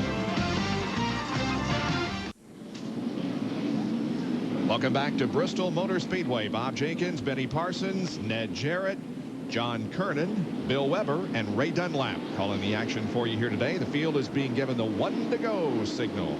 Dale Earnhardt made a quick pit stop. There's a lot of debris stuck in the grill. I don't know where all that came from. Ray, whose sheet metal was that in the grill of Earnhardt? Well, they're not exactly sure where it came from, Benny, but they know they need to fix it. So they pulled some of those pieces out, put a little tape bandage on there, and got Dale back out. Now, he had come in whenever they opened up pit road, so that was actually his second stop. Other drivers to come in include Michael Waltrip, Jimmy Spencer, Bill Elliott, and Ward Burton here on the backstretch. Back to racing as Rusty Wallace has the advantage over Ernie Irvin. Talking about Earnhardt, he was just about to go a lap down when this last caution came out, so that was a break for him. See, Terry Labonte has also been able to get by Jeremy Mayfield. He now is the third place car. Ricky Rudd, their third in line, is 9 laps down in 36th. He's got some damage to the front end of that Tide machine.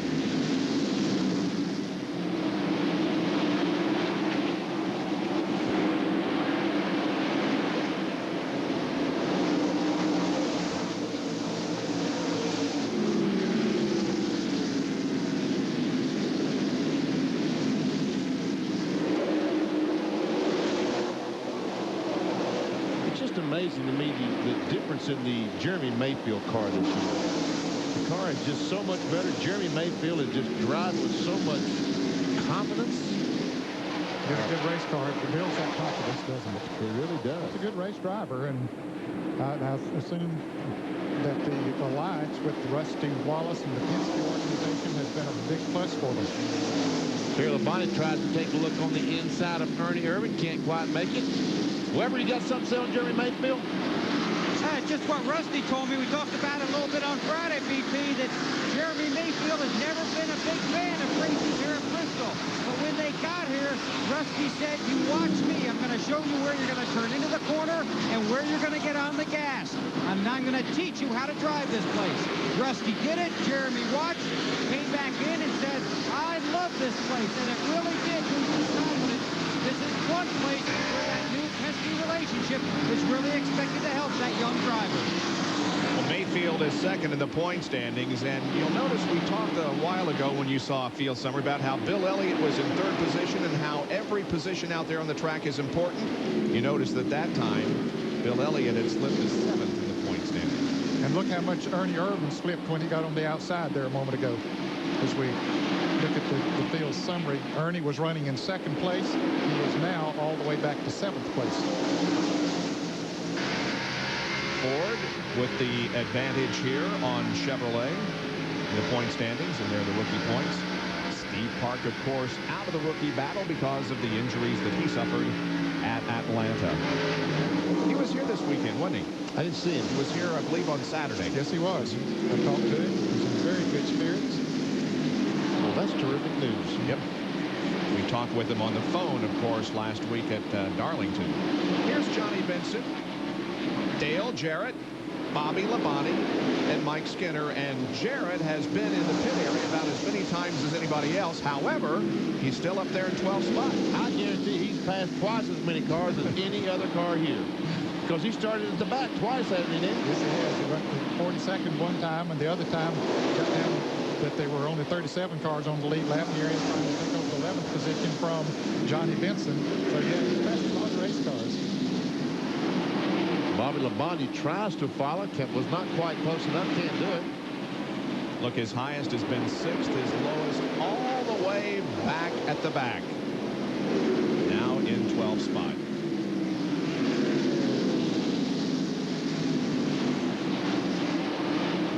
On happy hour, during our happy hour show last night, we saw him changing the intake manifold on Dale Jarrett's car. I asked him this morning what they were trying to do. More power off the corner on the straightaway, and they said, yeah, they needed just a little bit more off the corner. The reason for that change, and we can see it must be working pretty well because he's pulled by 3 or 4 cars away from the 26 car. If you were to consider only short track points in 1997, Dale Jarrett won the short track season last year. Jimmy Spencer heads up the racetrack, and here comes Brett Bodine to the inside. Oh, and Musgrave is sideways and stacks up some cars. He and Kyle Petty touched just a little bit. Oh, and Kyle's got a flat tire. He must have cut that tire when he got it beside of him. Tough break. Kyle's running good. Kyle banged a wall. No, caution is coming out. A tough break for Kyle Petty because he has been running well. He made some contact. And when you do that, Dale Jarrett did it earlier. And you see a little contact there. You snap that valve out of the right front. Went that next corner, and she wouldn't turn. This is the 9th caution of the afternoon. Here's the replay. Okay, we see Kyle down on the inside of the 16, and they make contact right there. Kyle backs off, lets him get straightened out, but then we'll watch him. Musgrave does get straightened out, go down into the corner, and Kyle's car just simply isn't going to turn. Cut that valve stem right up into the wall. I don't think he hit the wall that hard, though. Let's see if we can see from this angle. There he goes up, and boom. The tire hit the wall, and that's the worst thing to hit the wall because that can do a lot of damage to the suspension. Here they come, Bill Weber. They tiptoe down pit road. Wallace leading the way. Terry Labonte right behind him. Gordon will dive in behind the 2 car. Rusty pulls up a little bit further this time to give Gordon a little bit more room. Right side tires and fuel for everyone. No chassis adjustment for Wallace. Gordon gets half a round of wedge in the right side. Around to the left side on all these cars, including Jeremy Mayfield. Jack's underneath. Car goes up, tightening the left sides on Rusty's car. He's down and away. Terry Labonte will follow him. Took a long time on the left front of Jeff Gordon. Then it's Mark Martin, followed by Mayfield, Schrader, and another good stop for Dale Jarrett. Dick Trickle's on the backstretch. Here's Ray. Well, he sure is, Bill. Last fall, Dick Trickle finished 3rd here, and they would repeat that. He's got a good run going today. 4 tires, they're down and away. And right behind him, Bobby Hamilton also in. They get in and out in a hurry. Comes out, so does Chad Little, as they catch up to the end of the cars that pitted here on the front stretch. Well, 218 laps are in the books here at Bristol under our 9th caution of the afternoon when Kyle Petty hit the wall in turn 1. Back under green at Bristol. 1 lap of green completed. The leader is Bill Elliott. Jimmy Spencer in second, then Rick Mast, Dale Earnhardt, and Rusty Wallace. Now Rusty takes the position away from Dale. And those first 4 cars, including Earnhardt, did not pit during this caution. Terry Labonte goes by Dale Earnhardt. Michael Walker went very high down in turns 1 and 2, lost about 2 or 3 positions. Kevin LePage is the car at the front of the line. However, he is back on the lead lap now at the tail end of it. Back in the pack, meanwhile, Ernie Irvan and Johnny Benson rub wheel to wheel. Ernie Irvan had the lead just a few laps ago in the Skittles Pontiac. Meanwhile, tell you what, he's hanging pretty tough on the outside. That's back in 20th position. Ernie Irvan, however, has had a slide down the point standings since Daytona. He was 6th after the Daytona 500 and comes into this event in 19th.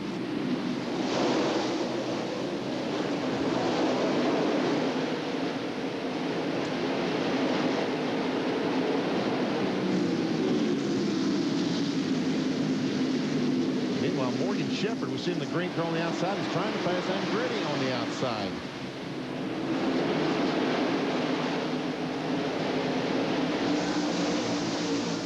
He's still trying to pass Andretti on the outside. Last lap speeds. Looks like Terry was the best among the top 5. Yep. Just parallel to Rusty Wallace. Yep. Come up on Kevin LePage. LePage, we've seen him a lot today. He's running good. He's a lap down, back in 32nd position. Still 30 cars on the lead lap. By the way, Sterling Marlin is back in the race. We have failed to mention that. Sterling was in the pits for about 78 laps, but now is back out there. Changed the gear in that Coors Light Chevrolet. Jeff Gordon running 4th. Jimmy Spencer back to 5th. And Rusty Wallace going for the lead. It's Bill Elliott and squirts by to take the lead. Terry Labonte gets by as well.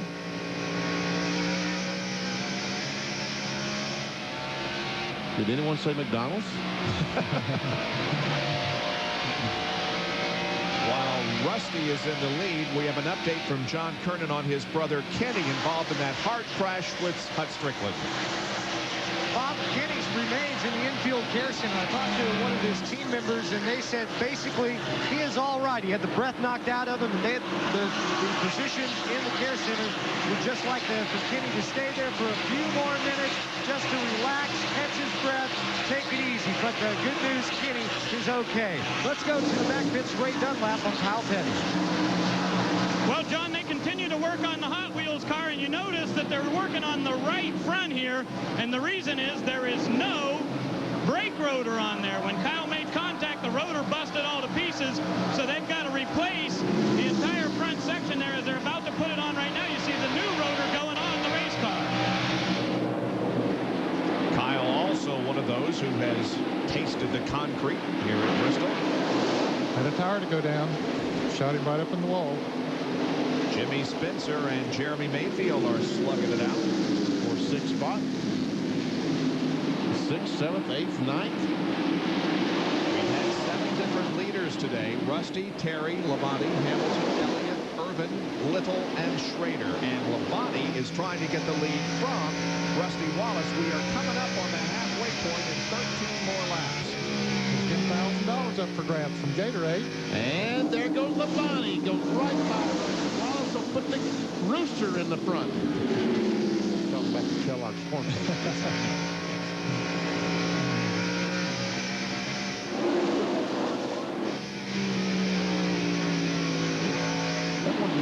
And I marvel how well Rusty Wallace is able to keep his car on the very bottom of the racetrack. You see Dale here on the bottom of the racetrack. He's in 9th place, too, after all he's been through today.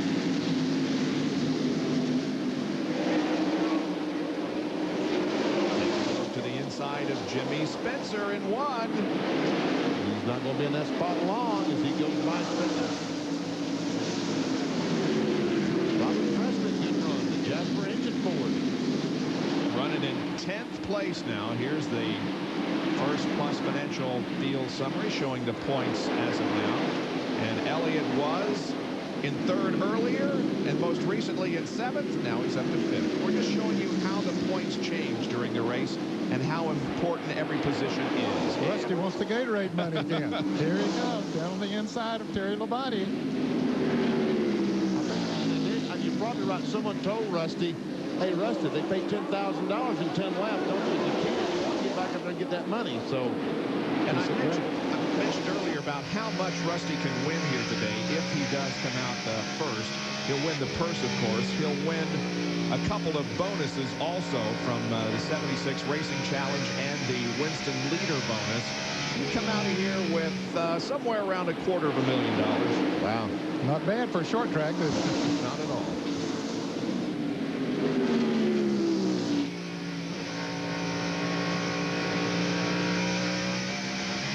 We always talk about what an advantage that new tires have over the older tires. We'll show you. Rusty Wallace has changed tires. Bill Elliott has not. Rusty Wallace ran 17.063. Elliott 17.408. A difference of a third, a little more than a third of a second. And what does that do over the course of 5 laps? Take, for instance, laps 238 to 242. And you can see that Rusty Wallace went from 1.6 seconds to 2.8 seconds in front of Bill Elliott. And look at Rusty, 16.83 straight left. Now, folks, that's what you're looking for. That's what a great chassis will do. That consistent, every lap the same. This completes lap 247. We're 3 away from the halfway point. There's the 94 car of Bill Elliott, who on those older tires has slipped back to 5th position. He's about 3.5 seconds behind Rusty, who leads by about 0.4 of a second over Terry Labonte. Stay with us. We'll be right back.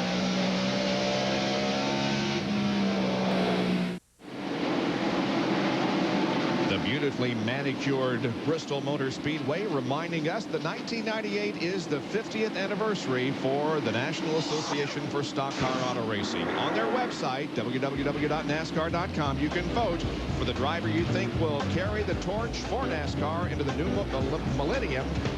It will be one of 7 awards given during NASCAR's night in Hollywood, May the 2nd, Saturday night at 7 o'clock Eastern Time.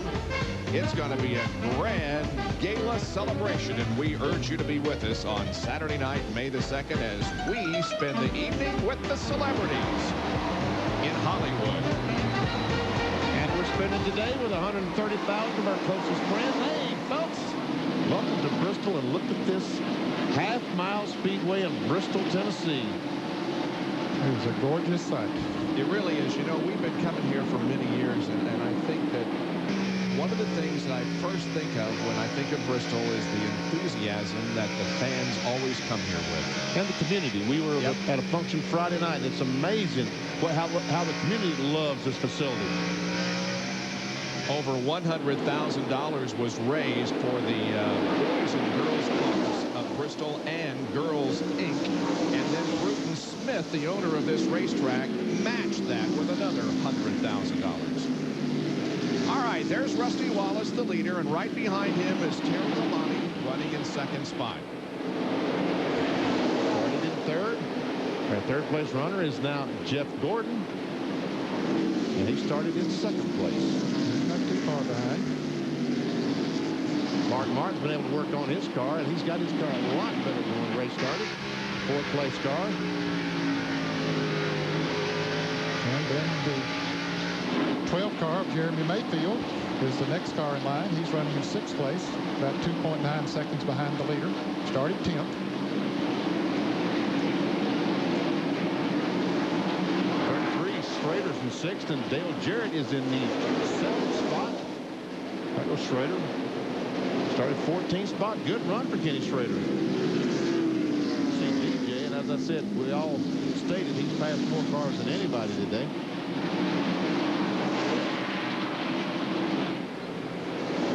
How is that? He started 7th. Well, he's gone to the back a couple. Had a flat tire right off the bat. Bill Elliott is the next place. Don't see Steve Presley go by. He's a lap down in the Kodiak car. And Bill Elliott and Robert Presley about in them. Yeah, Bill's been out there a while on those tires in the McDonald's Ford. Robert Presley, as we said earlier, been running good all day, having a great run here. In ninth position, trying to take over 8th from Elliott. There's Bobby Labonte right behind him in the Interstate Batteries Pontiac as Robert Presley gets the position on Elliott. And Bobby Labonte's been battling a handling problem, but back in the top 10 now. About to take over the 9th position from Bill Elliott.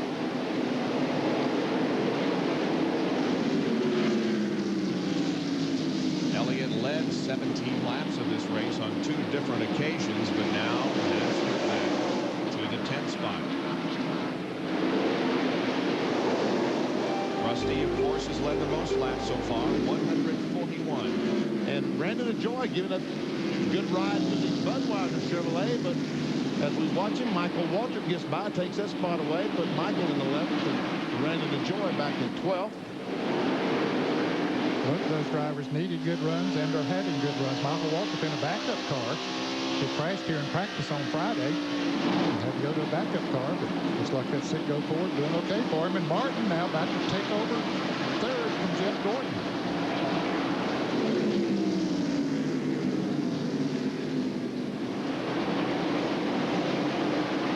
And now the sun is really coming out.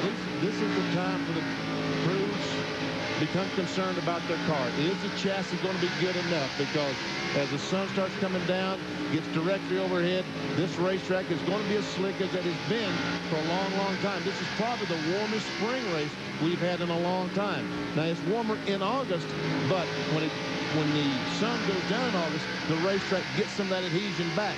Today, that sun will take all the adhesion away.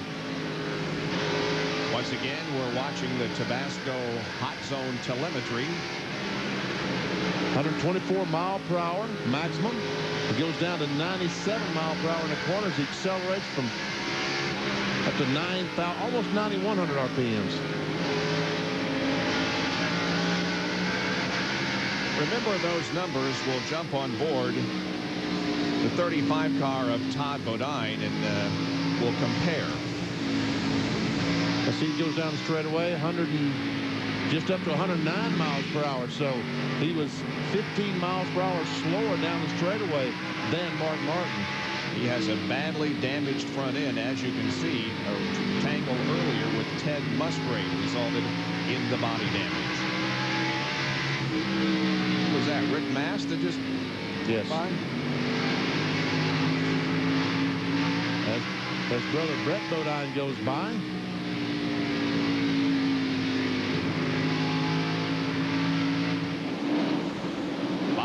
And Jimmy Spencer are deciding who should have the 18th spot. Bobby Hamilton takes it. And you see the Tabasco car right in front of these two.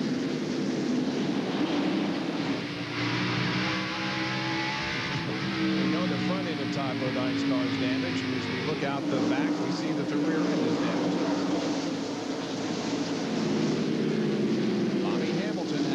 Twice during this race for a total of 35 laps. Todd Bodine is not having a whole lot of fun right now because driving a race car is fun when you're competing and racing with someone. Just out there making laps on a racetrack that's as tough as Bristol, he's having a hard time of it. I don't think we mentioned it, but Rusty Wallace did win the halfway money, $10,000. The Gatorade money? Yep. Goes to Rusty.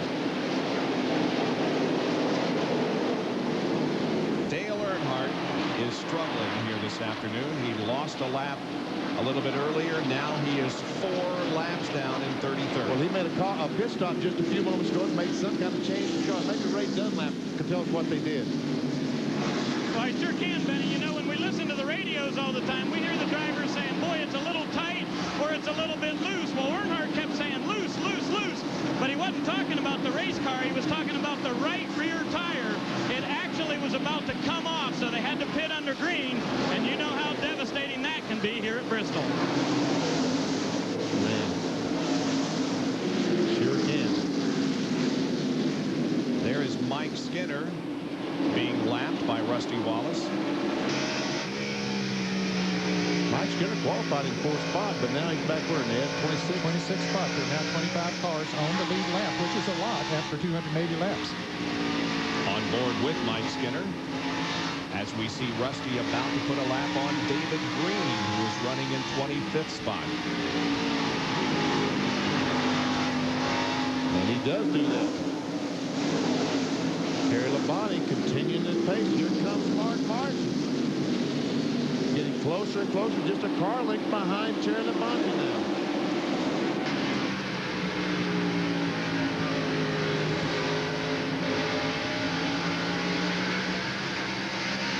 This is our roof camera on top of the Valvoline Ford. As we see Todd Bodine up high. So the top 5 are Ford, Chevy, Ford, Chevy, Ford. Chevy has won the last 4 spring races here, and Ford has won the last 4 of 5 races at night in the fall here at Bristol. Wallace, Labonte, Martin, Gordon, and Mayfield, your top 5 at the end of 283 laps. Welcome back to our live coverage of the Food City 500 from Bristol Motor Speedway here in Tennessee. Rusty Wallace continues to lead over Terry Labonte and Mark Martin. See, Morgan Shepherd in the first Union Chevrolet has gone a lap down to Rusty Wallace, and Terry Labonte, Mark Martin is that's the second, third place car. We'll see Jeff Gordon is in 4th. Morgan held on for quite a while through 294 laps, but has gone a lap down in 24th. 23 cars on the lead lap. Dick Trickle is running in 23rd. Ray Dunlap has a report on the 8 car of Hut Strickland. Well, Bob, they've just refired the engine on the 8 car. Now, we already know that Hut Strickland left in the ambulance, so the big question is, what are they going to do with this car? Well, they've got a guy that's standing by who's also out of the race, and his name is Kenny Irwin. Kenny says, boy, I want to get in there and get every lap I can on this racetrack because I need to learn something. Well, the 8 car also needs to get out there because Hut Strickland has had 3 finishes worse than 29th this year, and they have not accumulated very many points, so every point is so important. Wow, that's kind of an unusual situation, isn't it? Well, yeah, Kenny, of course, drives the Ford, and that's the Chevrolet of Hut Strickland. But in cases like this, you know, the manufacturers normally give their drivers permission to go ahead and help out a fellow man. Certainly, it's going to benefit both because Kenny will be able to get some experience on this track, which will help in the future, and Hut may be able to move the car up and get some points. Sure. Dick Trickle is trying so hard. You know, the unbelievable thing is the 8 car will still run after the blow that it took. That's for sure. Trickle is trying his best to keep that Highland Myers Ford in the lead lap. He's done it for about 10 laps, stayed out in front of Rusty. Oh, Rusty's got a run coming here, but he can't do it. Jerry Nadeau takes a look at these guys and said, let me follow Rusty Wallace and just see how do you get around this racetrack. Well, Dick Trickle is also in this race today with a lot on his mind because this past week, his nephew Chris Trickle passed away from injury suffered during a drive-by shooting in Las Vegas, Nevada last year. Of course, we got to know Chris Trickle very well from Winter Heat out in Tucson, Arizona, where he performed so well. Certainly our thoughts are with Dick Trickle and the entire Trickle family upon the death of Chris.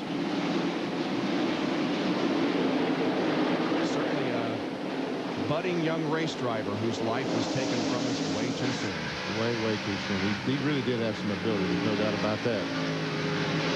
See, Rusty's been able to get by Trickle. Now here goes Labonte.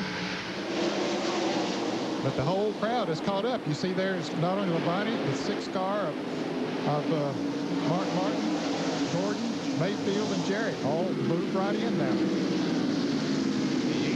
Been one of the faster cars on the racetrack for several laps. He came in second that lap that we timed.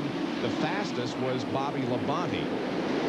But Jarrett is in 6th position now after many problems. The reason for that is Labonte's a clean racetrack. The rest of these guys are all fighting this traffic, trying to get by Dick Trickle. And that's one reason that that they're not showing the speed that they have.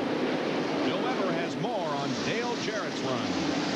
Not only passing those cars on the track, but his last pit stop was 17.38 seconds.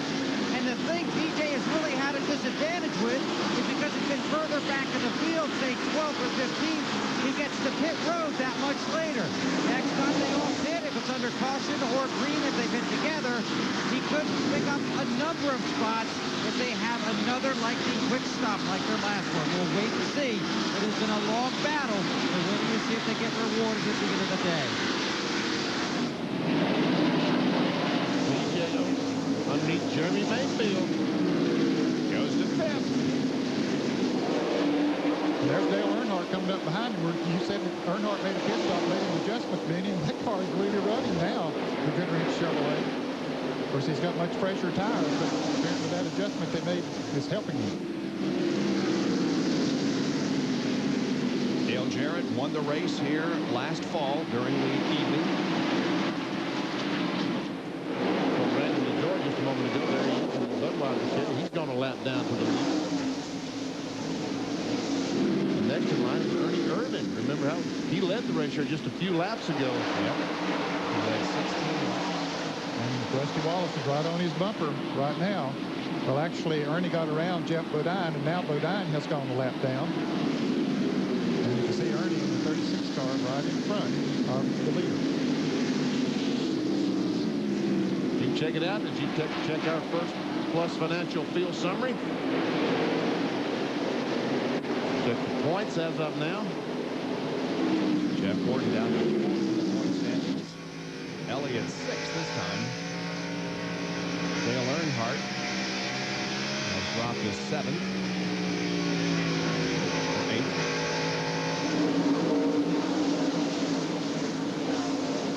Meanwhile, Rusty Wallace of Miller Lite Ford trying his best to get around Ernie. Ernie trying to hang on that lead lap. He's running in 20th position.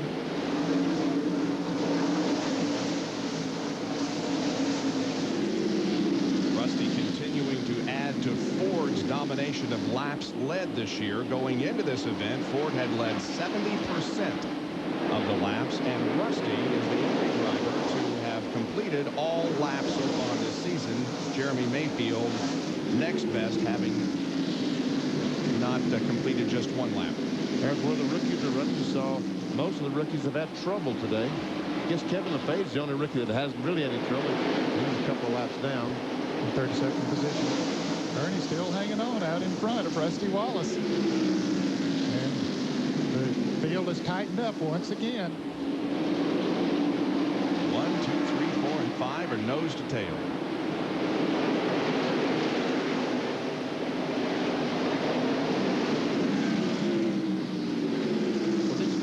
Been running around 112 miles per hour. Now they're down to 109.5 miles per hour as they're all bunched up behind the Skittles Pontiac.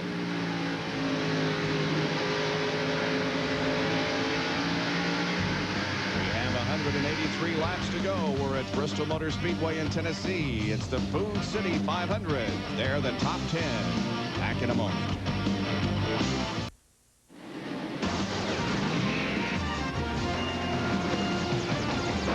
ESPN Speed World coverage next after today's race will be in Martinsville, Virginia on Friday, April 17th. Mudpole qualifying at 3 o'clock on the Deuce. Saturday, a NASCAR Featherlight Modified Tour event at 200 at 2 o'clock on the Deuce.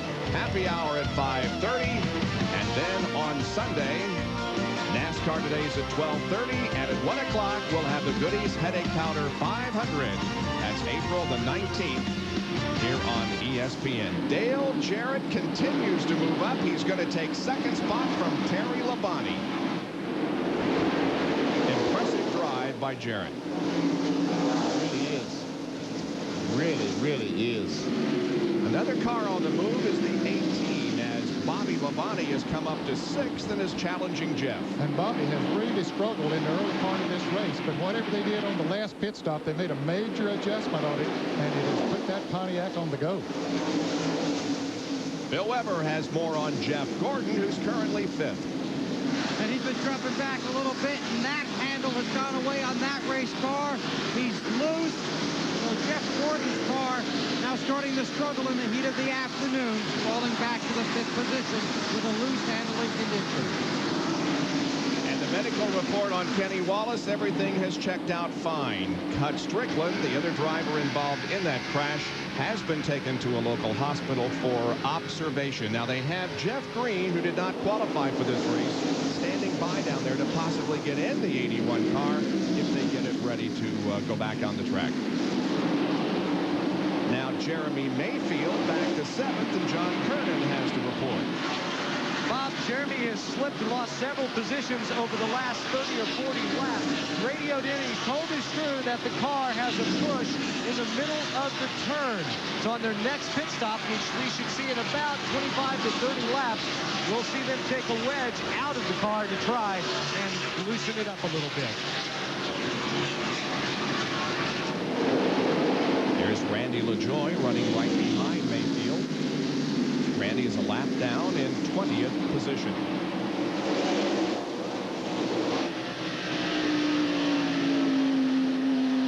Rusty Wallace has clinched the 5 bonus points for leading the most laps this afternoon. So he adds more to his lead in the NASCAR Winston Cup points battle. Here's our Bud race recap. Rusty leading 212 of the first 335 laps. We'd have 15 lead changes and 9 caution periods for 51 laps. And the average just over 86 miles an hour. Here are the drivers who have led at least 1 lap.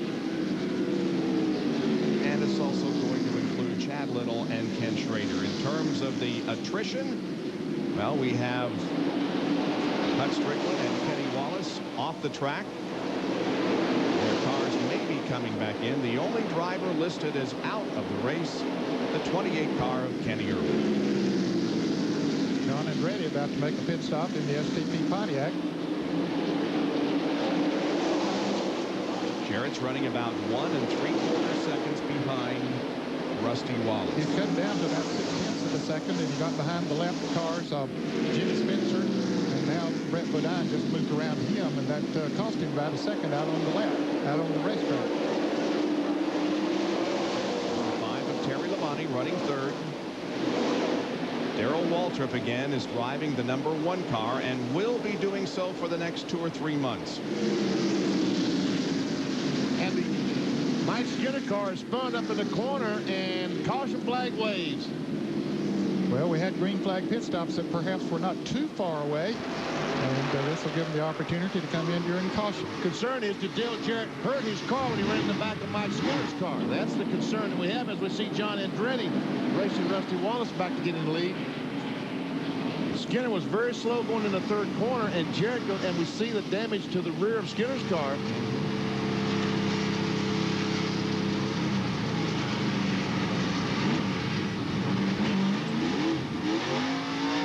Caution flag that a lot of folks were glad to see. Yep, it was came at a much needed time. Mike Skinner came in the pits, but the crew said, hey, the pit will not open. Go ahead, go back out on the track, and then come back in a little bit later. Here's the replay. The 31 car, he might have been slowing to come in the pits. And there we see Jarrett just clipping in the rear, and he had some damage to the right front of his car. Now it looks like he has the same amount of damage to the left front. Yeah, well, they come down pit road now. They'll get to check it out. Here's the onboard.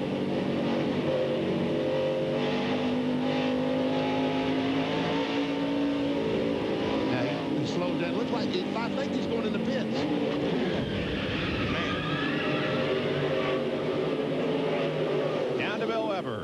Half a pound out of the right rear for Rusty Wallace. Waiting on the left rear. The 88 is away. He's going to be the first one out. Then Rusty, then Terry Labonte, Gordon, the 18, and Mayfield, followed by Mark Martin on the front stretch. Burton still sits here. Then Benson pulls away.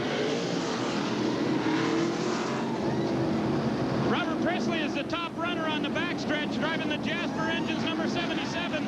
And let me tell you what, guys, they're having a good run running 12th, but they're just glad to be here. The last 5 races, the 77 team has not even made the race here, with guys driving like Bobby Hillman and Morgan Shepherd, and they are down and away to John Kernan.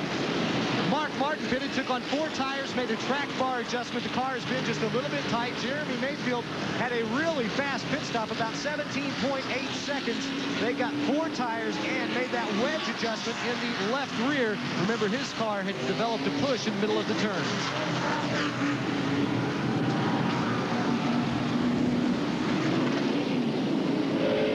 What happens to Jeff Gordon here during all of this? The incident happens in front of him, and Mark Martin slows down. Jeff Gordon almost runs up on him. We'll see. Right there, boom. And then Bobby Labonte comes down on the inside of Jeff Gordon. And you see Skinner spinning back there. Yep. Like a piece of debris that someone's got to pick up and get off the racetrack. So 10 times the caution has waved so far here at Bristol today. There's a little bit of, what is that? Beats me. I don't know. It's a piece of debris is what it is. Piece of a race car. Yeah.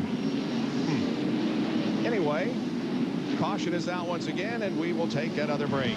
345 laps completed. Back with more of the Food City 500 in a moment. Track Facts brought to you by Quaker State Motor Oil. For what you drive and the way you drive it, the choice is clear. Bristol is one of the most demanding stops for the NASCAR Winston Cup Series. It's tough on man and machine. And almost every race at Bristol will see at least one car burn up the rear end gear. Well, we have a way to try and help prevent that. Here is the rear end axle assembly. This area is filled with grease, and of course the gear fits right on here. That's the race configuration. But because of Bristol's high speed and its high banks, when the car turns left, all the centrifugal force sends the grease up through this hollow tube. Here's how we're going to stop that. Benny has an inner axle seal. It's going to sit right here in the neck of this hollow tube. We're going to take the axle, slide it through the tube. It will actually slide through the seal, and it sits here in the tube. So when the car turns left and the grease tries to go right, the seal holds it in place, and that will save your rear end gear. And we've already seen rear end gear problems here today with Sterling Marlin. Look at that incredible crowd that's gathered here this afternoon on this beautiful day. 130,000 strong. Pit stop summary: Rusty Wallace was the leader before. Now he's second. Dale Jarrett and Rusty swap places. Terry remains third. Martin from 4th to 7th. Bobby Labonte picks up 1 spot. So what happened to Jeff Gordon? Well, we'll check on that. In 4th. Yeah, okay. They clean up the track, and we will be back in just a moment with more of the Food City 500. Dale Jarrett, current leader here at this point.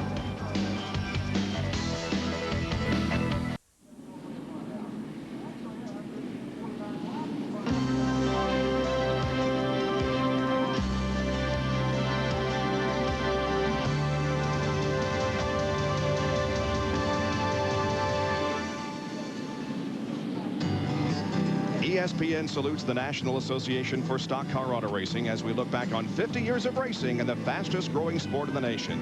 NASCAR's 50th anniversary celebration is brought to you by Coca-Cola. Always the real thing, always Coca-Cola. In the 1990s, the close racing and fast action at Bristol had drawn hundreds of thousands of fans to the mountains of eastern Tennessee. But like NASCAR itself, the Speed Palace had its humble beginnings. In 1961, Larry Carrier, Carl Moore, and R.G. Pope opened the Bristol Motor Speedway on the site of an old dairy farm. A capacity crowd of 18,000 saw Fred Lorenzen win the first Bristol pole and Jack Smith win the first race. The track remained relatively unchanged through the late 70s, but with more TV coverage in the 80s, the sport gained more fans and Bristol needed more seats. 26,000 seats in the early 80s doubled to nearly 55,000 by 1990. And by the time Bruton Smith bought the track in 1996, capacity was 71,000.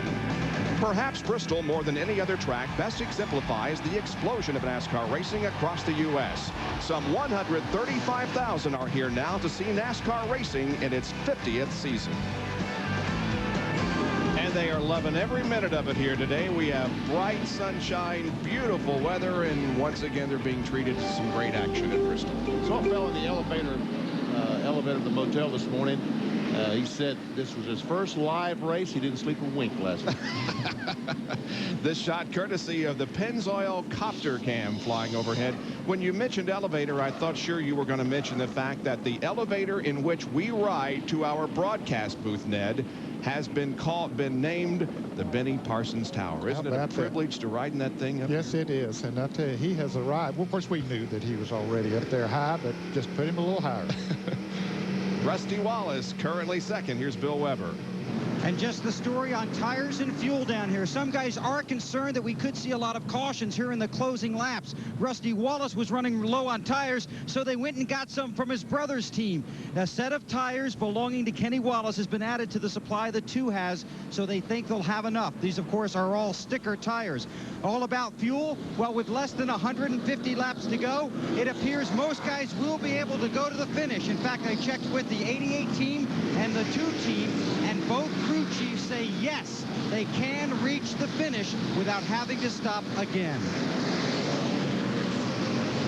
In the 90s here at Bristol, Rusty Wallace has an incredible performance record. 4 wins, 4 second place finishes, and only 3 times has he finished worse than 15th. We're getting set for the restart. We do have a relief driver now. Kenny Irwin is not getting in the 8 car. Instead, he is getting in the number 7 car. Jeff Bodine has abandoned it because he is ill. And Michael Waltrip also made a second pit stop because he isn't feeling well, so they adjusted, probably poured some water on him, trying to get him where he could run the next 150 laps. Michael's left on the lead lap in 15th position. Up front, we have Dale Jarrett leading the race, but look at Rusty.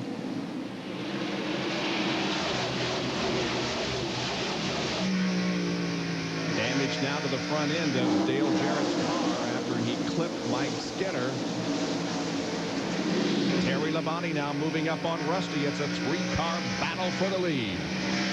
Labonte going inside of Rusty and taking second place. How about Labonte? Rusty had to slow down. He ran up on Jarrett, had to back off, and Labonte had the momentum. Of course, he's had a fast car all day, too. He moves right up there. Right along with Bill Elliott, McDonald's Ford. Bill is in 25th spot, a couple of laps down. I think he made a green flag pit stop not long before that caution came out, which really hurt him. That John Andretti, we mentioned he made a green flag pit stop, so those that had made those really got hurt by this caution. In that 88 car here at Bristol, Dale Jarrett's record also impressive. A win, 2 fourths, and a 6th. And we mentioned earlier that he was the short track king of 1997. He accumulated more points than any other drivers on short tracks, and short tracks are defined as those smaller than a mile in length. Despite his performance at Martinsville, which has not been good for a couple of years. That's where we'll go next, 3 weeks' time. And Labonte, Terry Labonte takes a look on the inside, and he takes a lead. Wow. Now Rusty Wallace is going to try to do the same thing. DJ's not able to keep his car on the bottom of the racetrack like he was before the last pit stop. Don't know if his car is just better on long runs, Benny, or if maybe a little bit of damage was done when he hit Mike Skinner. Might have knocked the toe in out a little bit or something, don't know, but his car seems to go better after long runs. Jeff Gordon continues to run in 4th spot. Bobby Labonte is in 5th. Jeff Gordon also strong on short tracks. Now Rusty closes in on Jarrett again. We're watching this from Randy LaJoie's Budweiser Chevrolet. Randy's in 16th. He's the first car, 1 lap down. Check the telemetry and the Tabasco Hot Zone. See the miles per hour and the RPMs. About 9,200 RPMs for LaJoie. 122 miles an hour. You got it, too. We'll do it again.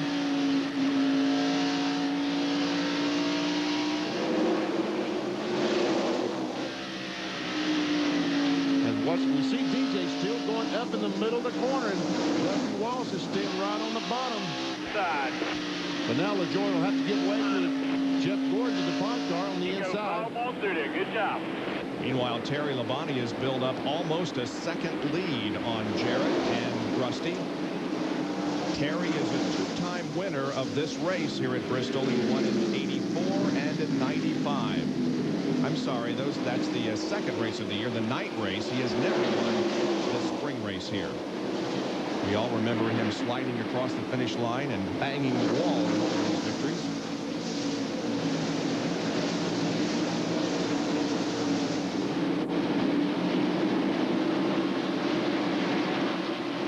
And now, Ned, as they start to put a few laps on those tires, DJ's car seems to be doing a little bit better against Rusty.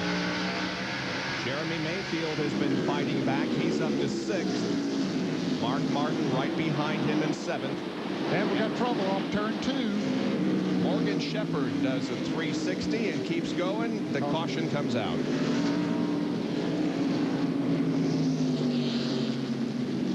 The 50 car coming around hard to try to get a lap back. His teammates leading the race, but he's not going to be able to get there in time. Nope.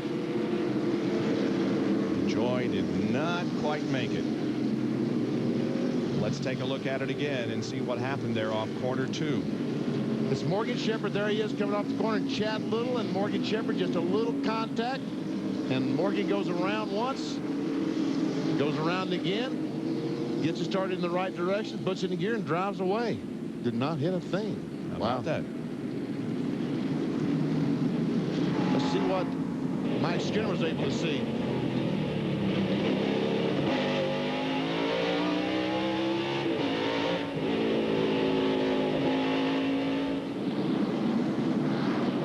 So this is the 11th caution of the afternoon. It comes on the 372nd lap.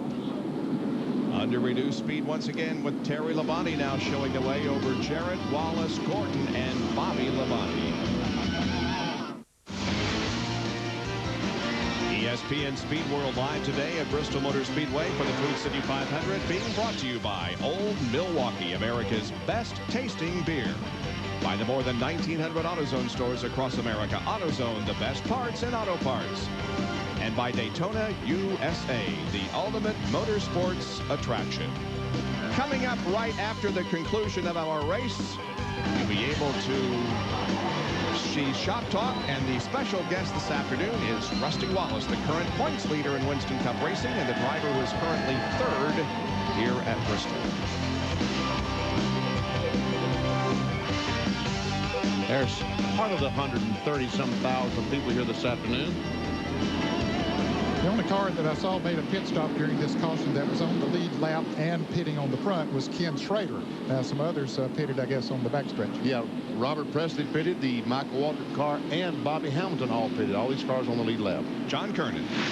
I talked to Andy Petrie, the car owner for Kenny Schrader, and asked him why they opted to go ahead and come in. He said that last set of tires, that the car had gotten very, very loose off the corners. So they decided to just come on in, change tires, make an adjustment, and send him back out. And he didn't really lose that much as far as track position. Let's go to the backstretch and Ray Dunlap.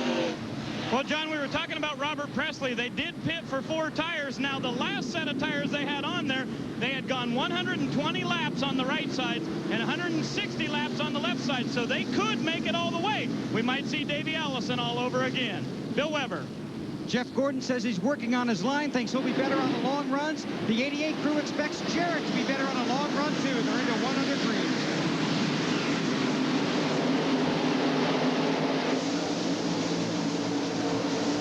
Terry Labonte got a pretty good jump on that restart.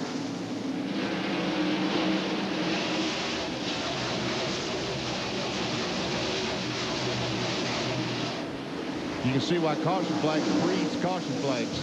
Yeah, they get all bunched up with lap cars down on the inside, trying to gain as much as they can, and lead lap cars on the outside, trying to get around them.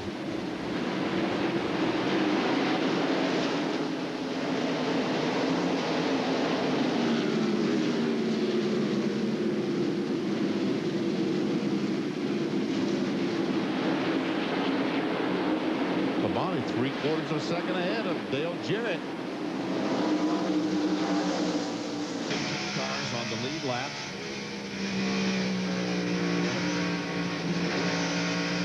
Rusty closes on Jarrett. The 8 car, the Circuit City car, is back on the racetrack, and it's Mike Dillon, the driver of that car. The Busch Series driver that drives the Detroit Gasket Busch car. And Ernie Irvan is very slow. Has a left rear tire flat. Oh, he sure does. He's made it to his backstretch pit, however. Can we determine what happened here? Yeah, he and Bobby Hamilton right there make some contact, and that just knocks that valve stem off that left rear tire. We've seen it happen several times here today. Ray Dunlap is right there. Well, you're exactly right, Bob. They're going to change the left side tires on the Skittles Pontiac, and what a tough break for Ernie. His last 10 races here at Bristol have been a finish at 16th or worse. They're having a pretty tough day. And Jeff Gordon. Yeah, Jeff Gordon coming up and challenge Rusty. Rusty third, Jeff fourth.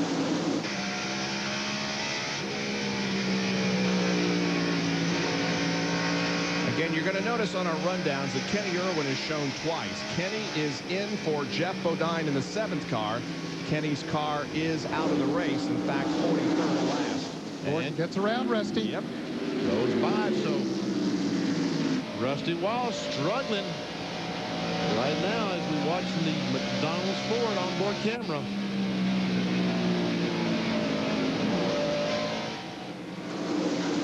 Elliott is a couple laps down, as Dad told you just a moment ago. Made an unscheduled pit stop.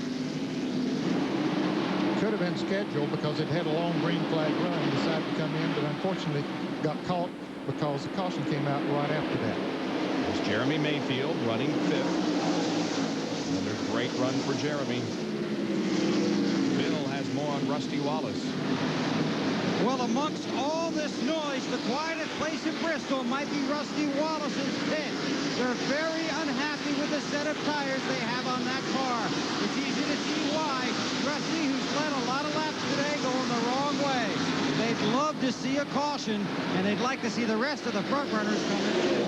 Otherwise, if he would have to pit, he'd give up all that track position.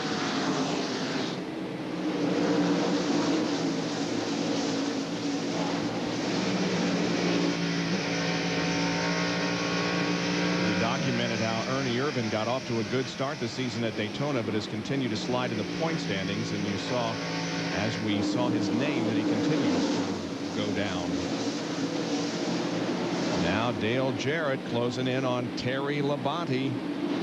He's about 1.2 seconds behind about 5 laps ago. Now it's 0.57 seconds. Terry is in his 575th consecutive NASCAR Winston Cup race. Every time he runs one, he sets a new record, doesn't he? Yep. By the way, Ricky Rudd started his 600 NASCAR Winston Cup race today. Not consecutive, but his 600 start. He's the 9th driver in NASCAR Winston Cup history to do so. There are 3 active drivers at that mark, Marcus and Darrell Waltrip, besides Ricky. Set the interval back from the leader. We see that Dale Jarrett is almost 0.7 of a second.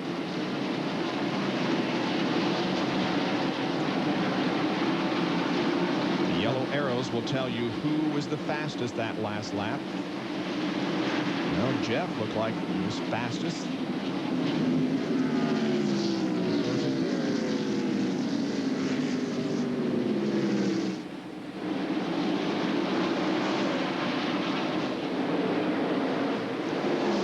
Lost 0.05 of a second in the last 3 laps. Labonte has picked up from 67 up to 72. Bill Weber. Well, it's worse than tires for Rusty Wallace. He may have a problem in the engine compartment. He may have dropped the cylinder. Robin Pemberton just gave me the signal. Something's broke. So Rusty drifts high, and the field will go underneath. And these guys are crushed. Does not look like Rusty will win from the pole. In fact, he continues to slide further back in the field. Indeed. You know, yesterday afternoon in happy hour, Rusty Wallace had a miss. Remember that, Bob? We see Ted Musgrave going by. Here goes Jeff Burt by. Had a miss. They changed spark plugs and said that fixed the problem. Yep, and it is reared its ugly head again. He's now all the way back to 11th. What a tough break. Has 5 top 5 finishes in the first 5 races.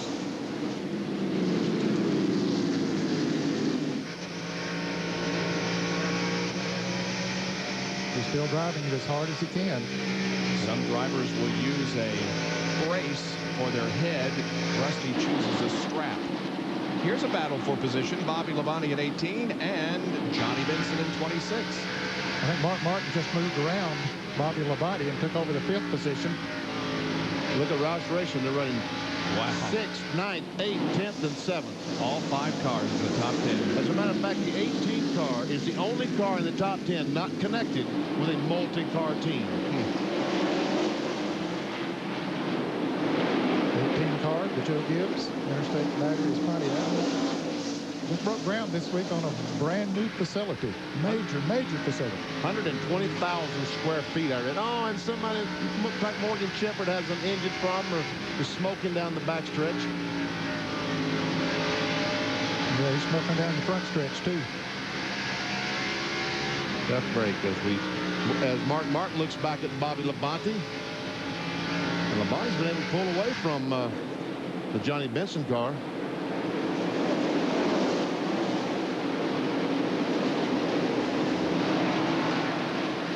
And we see the 46 car that time got very, very loose as it came off the corner. And whatever that oil or smoke is, it probably got under the wheels and loosened the car up. Tough break for Morgan Shepherd. Had a great run going. Not a great run, a good run.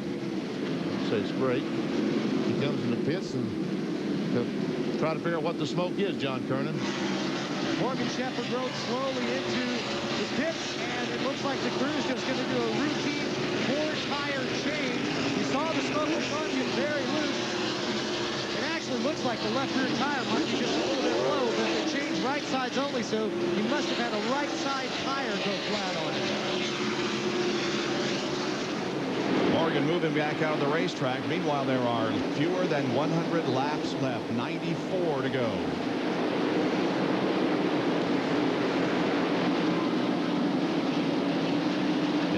The leader, Terry Labonte. He's coming up on some slower traffic ahead. He has about a 3/4 of a second lead over Dale Jarrett, Jeff Gordon, Jeremy Mayfield, and Mark Martin in the top 5.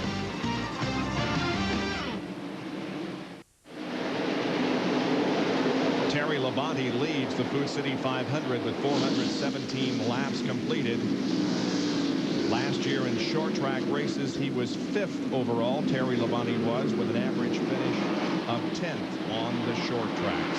Now let's go down to the pits and Bill Weber. John Kernan. Well, I've been mistaken for Dr. Jerry Punch, but never Bill Weber, Bob. That's a new one. But let me show you the right rear tire that came off of Morgan Shepherd's car. Remember the smoke we saw? The fender was rubbing. Cut a groove all the way around the tire. So it was the right rear tire. A little groove. I mean, in Formula One, they actually do that on purpose now. But in NASCAR, that's not a good thing to have a groove in your tire. It's like it's perfect all the way around, huh? And I tell you what, it wouldn't have about another lap or so, and that groove would have gone into the air, and Morgan Shepherd would have spun out. Yeah, been in the wall. Morgan is 3 laps down now, running in 27th position. So that was the smoke that I saw out of the 46 car and not the engine. Boy, you got to give a call to Ted Musgrave. Remember earlier in the race where he ran up on Todd Bodine, that car right in front of him? Yeah. Boy, he has come on very well since then. He dropped at least 1 lap down and is currently in 7th position on the lead lap. His incident with Todd Bodine happened on lap number 52. They're coming off the second corner. They make contact, and watch. As Musgrave goes across the hood of the Tabasco car, and now, as you said, he is in 7th spot. Great comeback effort. And meanwhile, Rusty Wallace is about to get lapped in 15th. That problem that he has, apparently running on 7 cylinders. Well, what a tough break for him. Bill Weber. And he is off the lead lap now. As you see, all he did was radio into his crew that the motor broke. That's all he said, the motor broke. Later on, he told them he believes they dropped a cylinder and a half. So he's got a long 80 laps or so to ride out here trying to protect his points lead. Rusty was trying to extend his 5 consecutive top 5 finishes in 1998. You see that Davey Allison had 5 in 92 and finished 3rd in the championship. Dale Earnhardt had 6 top 5 finishes to start the season in 1980 and went on to win the NASCAR Winston Cup. But you see the record there. Cale Yarborough in 74 started the season with 9 straight top 5 finishes. Wow. That is strong. It is. And we talked about Robert Presley. He is in 14th position, about to go a lap down.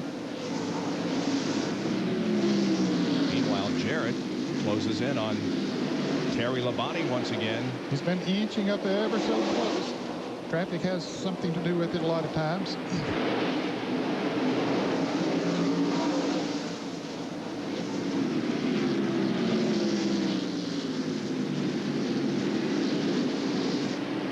Presley running 14th now, a lap down. 13 cars on the lead lap. Michael Waltrip, the last car on the lead lap. And he's not far in front of the leader. Here's the 24 car. Jeff Gordon running 3rd, about 2 seconds behind Terry. Jeff Gordon, 10 races, 3 wins at Bristol, 4 top 5s and 5 top 10s. But he also has 4 DNFs because of accidents. There's Mark Martin running 4th. About 5.3 seconds behind the leader. He's 3 seconds behind Jeff Gordon. The next car in front of him was the 3rd place car. And behind Mark Martin will be the car number 12, Jeremy Mayfield.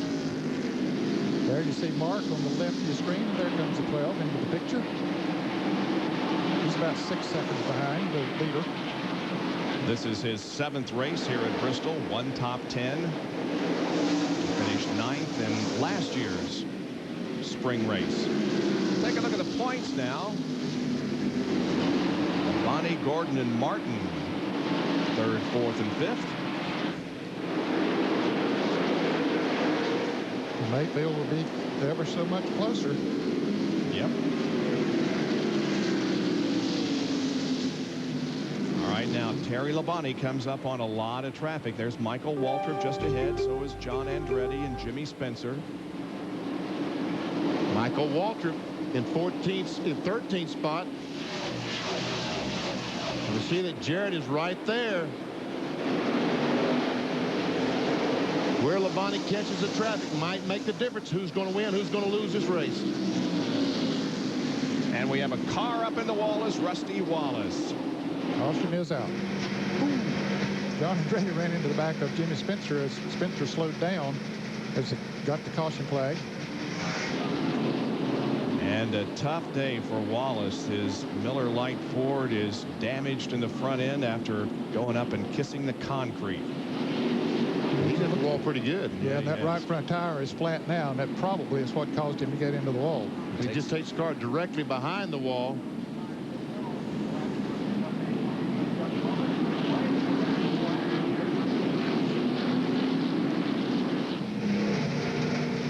The leaders will be coming into the pits.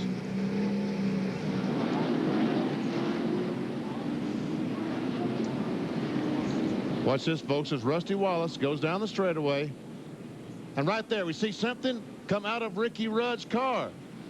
And I guess that he's going to run over this. Watch as there it comes back out. There it comes out, and Rusty Wallace runs over it with the right front tire. And you say sometimes you got to have a little luck. Folks, that was bad luck. And watch as we go directly into the wall. Pit stops occurring meanwhile. Jeff Gordon gets out first. Yep. Jarrett 2nd, Terry Labonte 3rd. And Ray Dunlap is in the backstretch. Well, Bob, Ted Musgrave's Prime Star Taurus is a little banged up in the front, but they're going to try to get him back out real quick. 4 tires and gas, and he's down and away.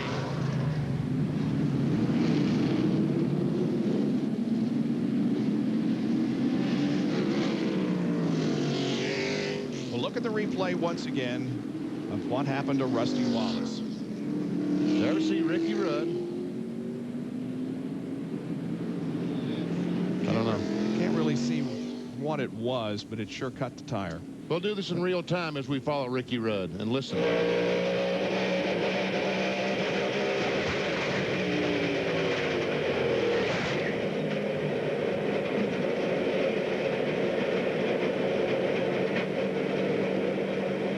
Here's Bill Weber.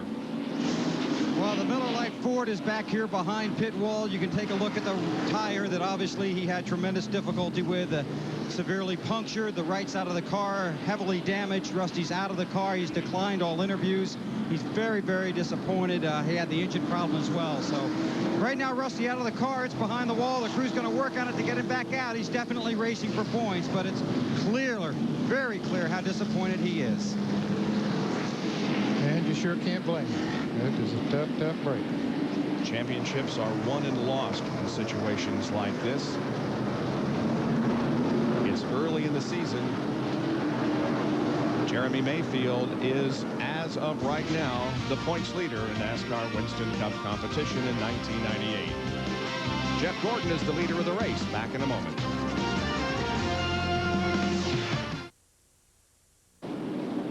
We went green briefly, and then we had another wreck, and it involved a couple of drivers who were in the top 10. Bobby Labonte, as you see, was involved, and so was Chad Little and Mike Skinner. Now we'll take a look at the replays. Here we see Labonte on the outside, the 18 car on the outside. Going in the corner, there's Mike Skinner.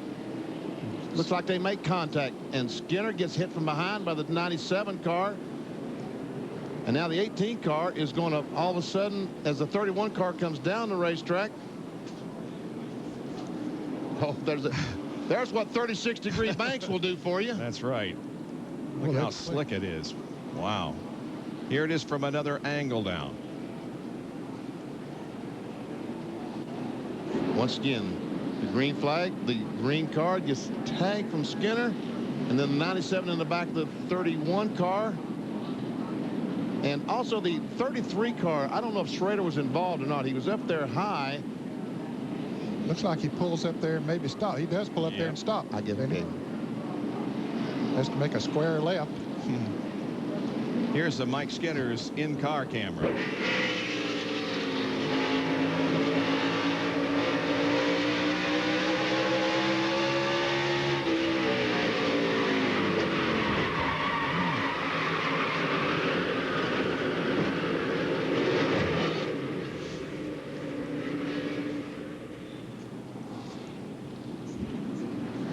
All right, Bill Weber now is with Rusty Wallace. And Rusty, first of all, I know you're really disappointed what happened. Yeah, I am. Now we blew another motor, and it lost about, it feels like it almost lost 2 cylinders out there. I think it was turning only 8,500 RPM real low, and so it went go. It went by, and nothing we could do about that. So then I was just riding it out, trying to get as many points as I could, and we lost the right front tire then. So, man, it all came at once. Blew the motor, then lost the tire, and that's it. It appears through the replay that you may have run over something to puncture that tire. Did you see anything? No, I didn't, but I'm sure I did because, you know, the car was handling really good, and I had a set of tires that really wasn't working the way I wanted it to right there at that last stop.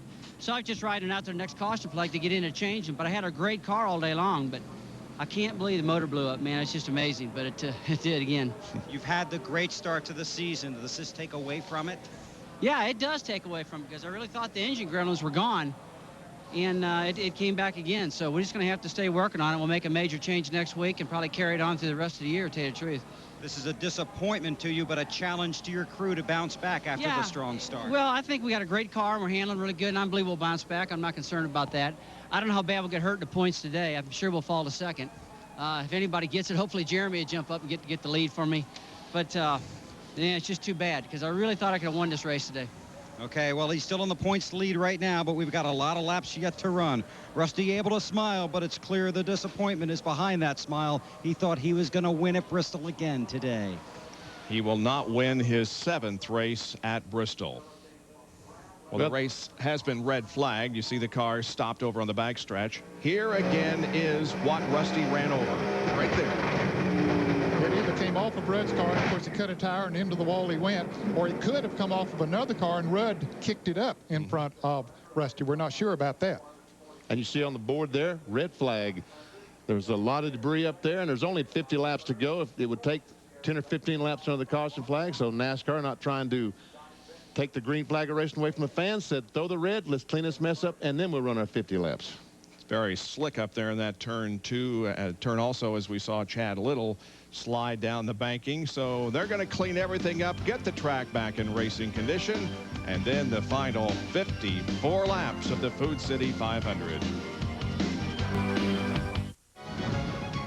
The baseball season begins on Tuesday. ESPN's triple header. 3 o'clock, Cal Ripken's streak continues as the Orioles host the Royals.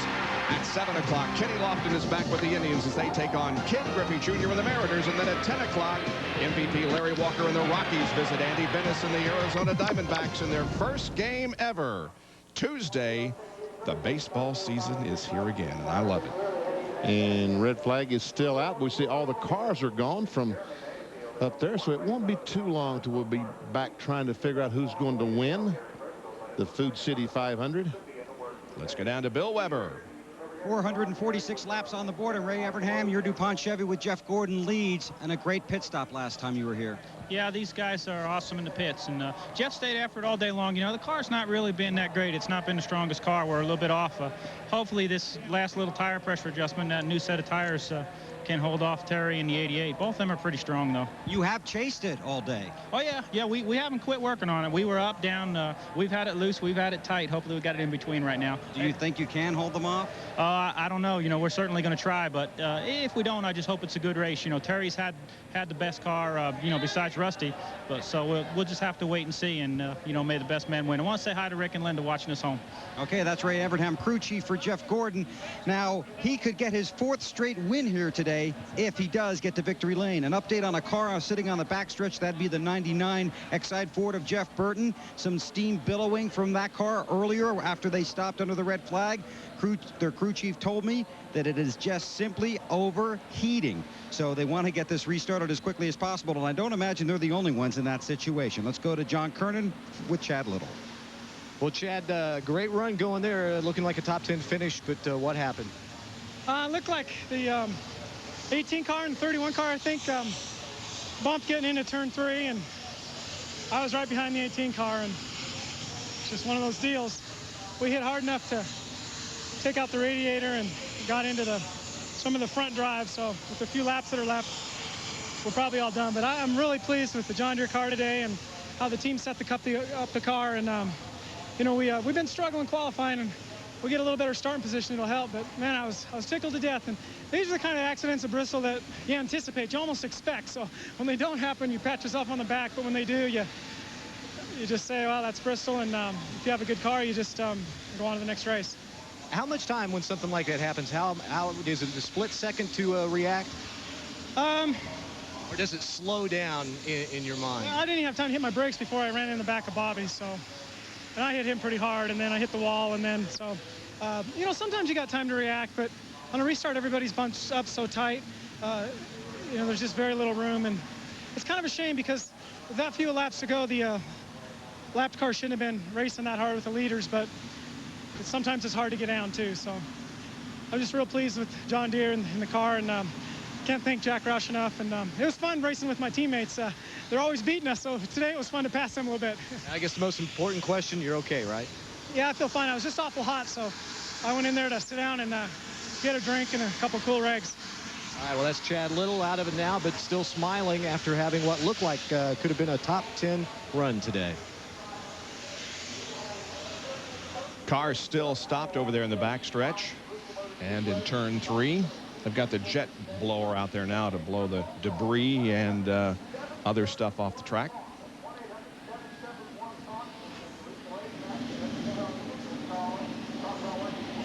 What does this do to the mind of a driver who has been out there struggling all afternoon, and now suddenly we stop and before we go the final 50 laps?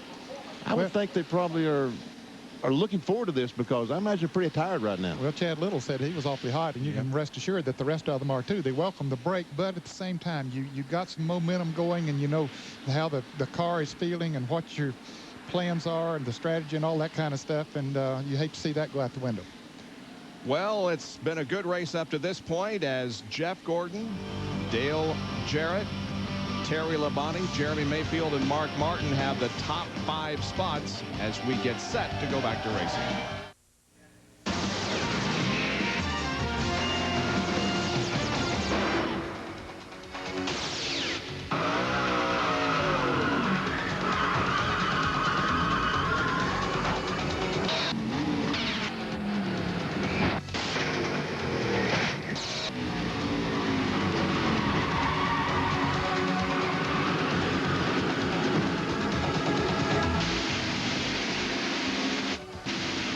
That, folks, is Bristol. And it is Bristol. That's all you can say. So now you understand why these fellas, we talk about just how tough it is, and we talk about Bristol and the things that can go wrong here. Well, they're refiring the cars, so we're about to go back to the green flag. Jimmy Spencer driving down off the banking. Let's review the standings as they are right now. There are 11 cars on the lead lap, led by Jeff Gordon. Brett Bodine's having a good run there in 12th position. Randy LaJoie, who recorded his best finish here at Bristol in the NASCAR Winston Cup race, he's 14th. His best finish is 12th. Dick Trickle is a lap down in 15th. There you see 16th through 20th. Jimmy Spencer also 1 lap down, and then David Green, Ward Burton, Bill Elliott, and Steve Grissom all 2 laps down. Andretti made a green flag pit stop, got caught. So there's down through 30th. And 31-243, we see Kenny Irwin will have the dubious honor of being the last place car, 43rd here this afternoon. And Kenny Wallace had a great run going until he and Strickland spun, and Kenny just plowed him, as you saw a moment ago. They'll finish 41st and 42nd. Rusty Wallace finishing in 32nd position. Will undoubtedly lose the points lead here this afternoon. Jeremy Mayfield at the moment is in the points lead, but of course we've got 53 more laps to race. And we will get back to it in just a moment. Food City 500 from Bristol. Closing laps coming up. Stay with us. Overhead shot once again of Bristol Motor Speedway as the pace car has the field in tow, just about ready to go back to green flag racing. 450 laps have been completed, 50 to go. Jeff Gordon is in the lead. He came out of the pits during the most recent round of pit stops and got the lead. Let's show you how he did it. Here we see he's coming in 3rd spot. It's Labonte, Jarrett, and then Jeff Gordon. Mark Martin is in 4th spot. Jeremy Mayfield in 5th. They all come to stop. They're all in, changing tires. Jeff Gordon stops. Right side is up. Right side is on. Right side is down. About the same time as Terry Labonte. Dale Jarrett's back working on his left side. Clean the windshield on Gordon's car. Jarrett moves, but Gordon moves as well and takes the lead. And Dale Jarrett 2nd, Terry Labonte in 3rd. Another great work by piece of work from the Rainbow Warriors to get Jeff out first.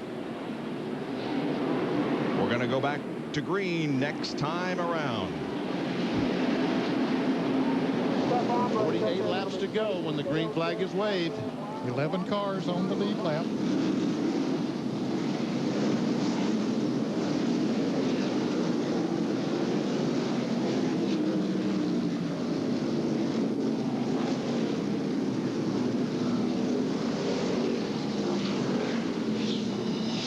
Pennzoil copter cam showing you that now part of the backstretch in the 3rd turn will be engulfed in shadows for the remainder of the race. Off of corner 4, here we go.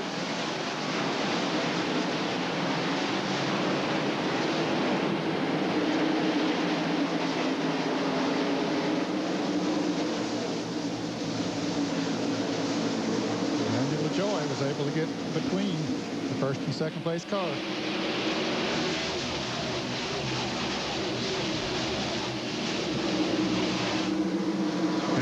Dale Jarrett has been pressured hard by Terry Labonte for that 2nd spot. Jarrett's car in the first few laps just does not go too good. It didn't do when they put new tires on before. Labonte's going to get the spot. Yes, he has got a good run off that 4th corner, kind of diamond the corner up there in 4, and has taken 2nd place from Dale Jarrett. The Hendrick cars are 1st and 2nd. And the other Hendrick car is there between them, although Randy LaJoie is a lap down in 12th position. And if the caution should come out, I wouldn't be surprised if he wouldn't get back in the lead lap. He's running good. Terry Labonte competing in his 39th race here. Finished second in this spring race in 84 and 96. Has won the fall race twice. Jeff Gordon, meanwhile, going for his 4th straight win in this spring event. John Kernan. Bob, it's only fitting that Randy LaJoie is running in the spot he is right now on the racetrack between the 2 other Hendrick cars. Randy, when they unloaded the car, just did not feel comfortable to him. He and his team tried and tried to get that comfort level there, but no, they couldn't find it. So this morning, what they decided to do was take part of Jeff Gordon's setup, put it on the car, take part of Terry Labonte's setup, and put it on the car. So it's a combination of the 24 and the 5 car setups on that 50 car. So that's pretty cool that he's in between them, except for now Terry has passed him. And Dale Jarrett is being worked on now by Jeremy Mayfield. And Jimmy Spencer spins down the back stretch as we see it, and no caution. But boy, there's so much smoke back there that I don't know how anybody can see through. And Gordon slows down, and there is no caution. And everybody else is slowing down. The other leaders are slowing down too. The spotters should tell them, come on, guys, there is no caution. Now they get the word. Well, it certainly has allowed Terry Labonte to close in on Jeff Gordon. There was so much smoke in the backstretch. Some of the cars, I think, almost had to stop over there. There was zero visibility. The cars behind Jimmy Spencer, in fact, some of them did stop because there was. As we take a look, watch as Spencer goes around. He nails that thing. And look at the smoke, folks. Man. And there he makes some contact with the 46 car when he gets going again. Okay, now back to live action. Jimmy Spencer in 12th spot, a lap down, causing the commotion back there, but no caution. And now Jeff Gordon's for his teammate Terry Labonte is only a half second. Yeah, Labonte is definitely picking up on him. Ray Evernham said, Bill Weber talked to him just a moment ago, and he said Terry Labonte next to Rusty Wallace had the best car all day. He has been very, very good, although he lost 800 for the second day. And we were about to see Jeremy Mayfield trying to make a move on Dale Jarrett there when the incident occurred, and now there's a little bit of racetrack between those two, but Jarrett holding on to 3rd spot. And Johnny Benson has passed Mark Martin to move into 5th spot.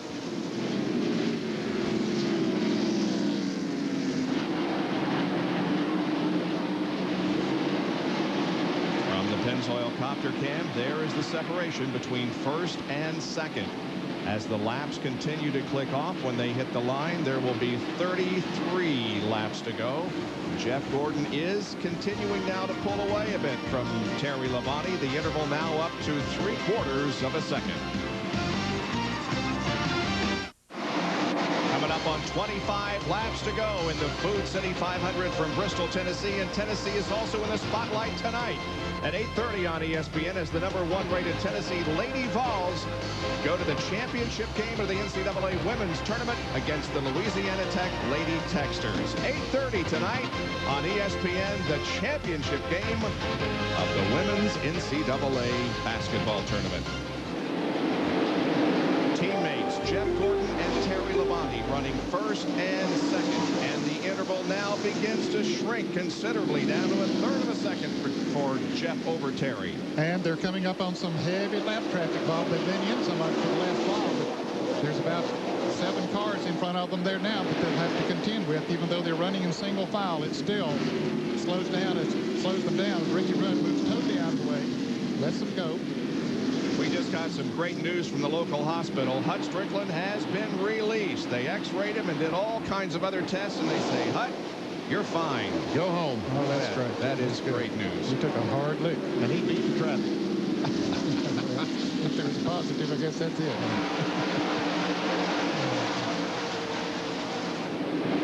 22 laps to go. Let's check the intervals. About a half second now. 1 3/4 second advantage over Jarrett. The fastest lap was by Dale Jarrett. He might be out of time, though, because we see he's a 2nd and 3/4 back. It takes some time for his car to get going. Yes, it does. 5-car closed in a bit that time. He passes Lake Speed. Todd Bodine, the Tabasco car, lets the leader go by.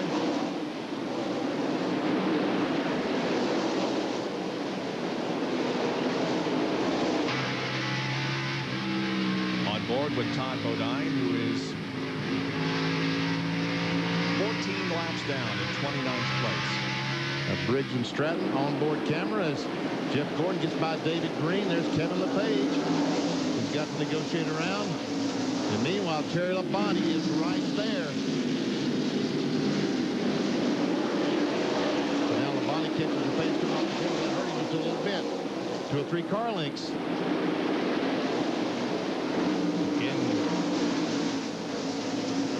Jarrett closes in now to within a second of Jeff Gordon. But now, unfortunately, Jarrett has to go through that same traffic that we saw Jeff Gordon get through. Exactly. And he lost 0.3 of a second on that lap by getting caught up in that track. Oh, and Gordon tangles with the, what's it, the 98 car? And they spun around. Let's see, the 98 spun around. Gordon's okay. He kept going. No caution. No caution yet. Now there is. Wow, caution flag now. Who's going to stop? With 15 laps to go, is anybody going to stop? I don't think so, Benny, unless it would be those guys at the tail end of the lead lap. They'd have nothing to lose. It's the 14th caution of the race, and it comes with 13 laps to go. Here's the replay. See, Jeff Gordon's coming up on Greg Sachs, clips him just a little bit, cut it a little bit too close, and Sachs spins around down to the inside of the racetrack. It took him a while to get going, and the caution was already out by then. Here it is again, coming up off turn 2. See, Sachs is down out of the way, but Gordon just misjudged it just a little bit, similar to Dale Jarrett hitting Mike Skinner a little bit earlier today. So what does that do? Well, it closes up the interval once again as the caution waves. It is anybody's race here at Bristol with just a little more than 10 laps to go. We'll be back in a moment.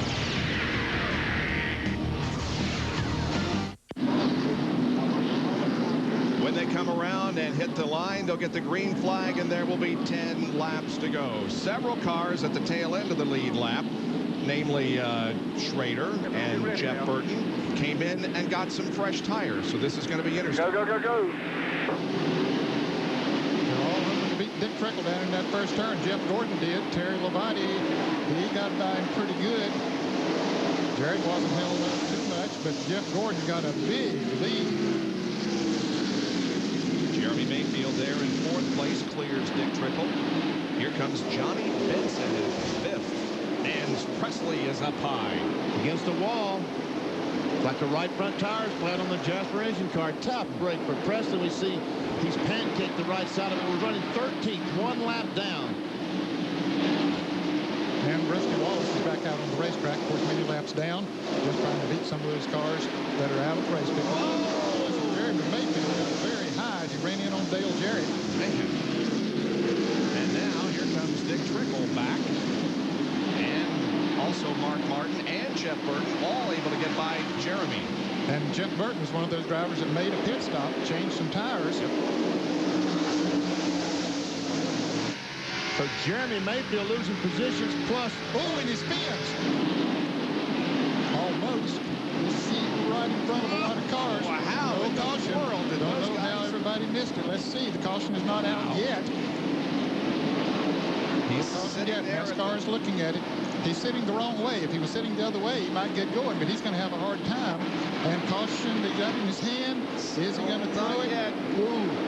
He's just trying to get back up on the... Now he's got his car moving. They're going to stay under green. It looks like Jeremy is moving. Boy, what a costly situation that was for him. He had taken over the points lead. Here's a replay. Here he comes off the corner. That's Ted Musgrave. Underneath him. Oh, some contact between Musgrave and... Oh, he backs up in the fence. And Musgrave looked like he lost a spot to Schrader. Yes, he did. And you're right, guys. I don't know how in the world he stood down between those cars. Meanwhile, there are only 3 more laps to go. Make that 2.5 laps to go. that incident put Rusty Wallace back in the points lead by one single marker. Wow. Rusty is back on there. Look at him. 9:09 for Rusty and 9:08 for Mayfield. The points right now. And Jeff Gordon has a good, comfortable lead with coming around to get the white flag. One more lap to go. He's coming up on traffic. But on Mayfield, and he's already cleared Greg Sachs. And here's a battle for second place behind him. Going for 4 straight wins in the Food City 500. Here is Jeff Gordon taking the checkered flag and winning his 4th straight. Terry Labonte second. Dale Jarrett is third. And with that 4th straight win in this race, he ties Darrell Waltrip, who won 4 straight in 81, 82, 83, and 84. Jeff Gordon wins here at Bristol in the Food City 500. We'll be back to talk with him in just a moment.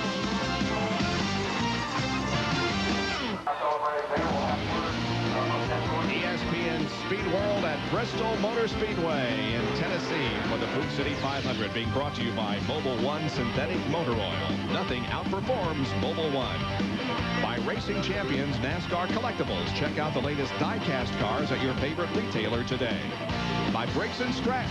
Put more power in your lineup. Make sure all your outdoor power equipment has a powerful Briggs & Stratton engine. Jeff Gordon takes a cold drink of water, winning the Food City 500 here at Bristol Motor Speedway. Yeah.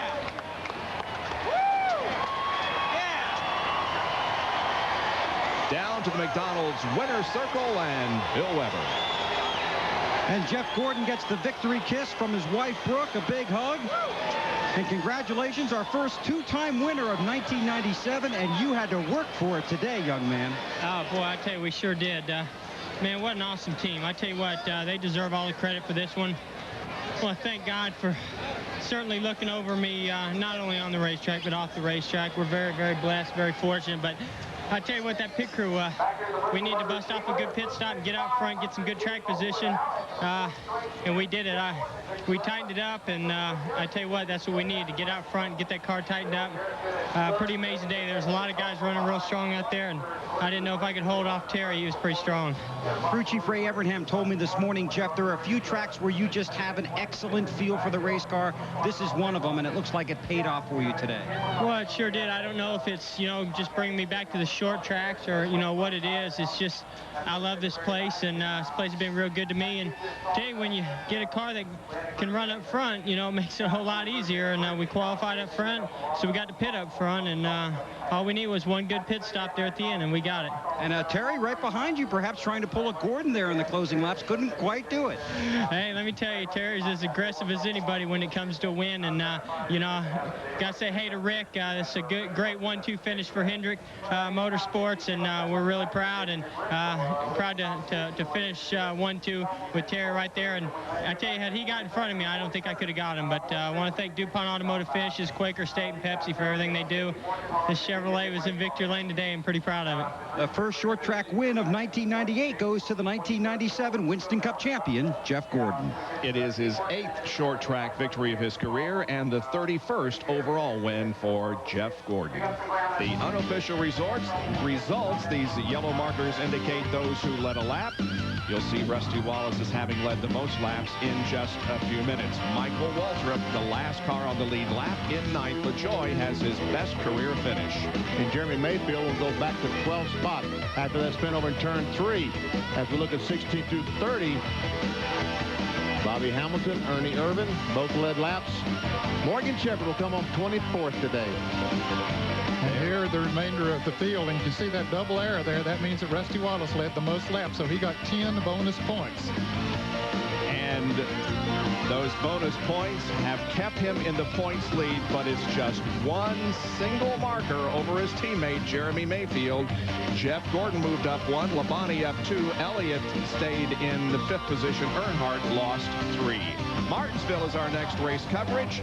Friday, April 17th, Bud Pole qualifying. A modified tour race on Saturday along with happy hour. Then on Sunday at Martinsville, it'll be NASCAR today at 12:30 and the Goodies Headache Powder 500 at 1 o'clock Eastern Time, Sunday, April the 19th. So another great event here at Bristol Motor Speedway saw Jeff Gordon take the checkered flag. Coming up next, NASCAR Shop Talk with Rusty Wallace, who is still the points leader in the 1998 season. Great run here today. We look forward to Martinsville in a couple of weeks. There will be Easter between now and then, and so happy Easter to everybody. Jeff Gordon wins here at Bristol Motor Speedway. Thanks for joining us this afternoon. For Benny Parsons, Ned Jarrett, John Kernan, Bill Weber, and Ray Dunlap, I'm Bob Jenkins. This has been a presentation of ESPN, the worldwide leader in sports.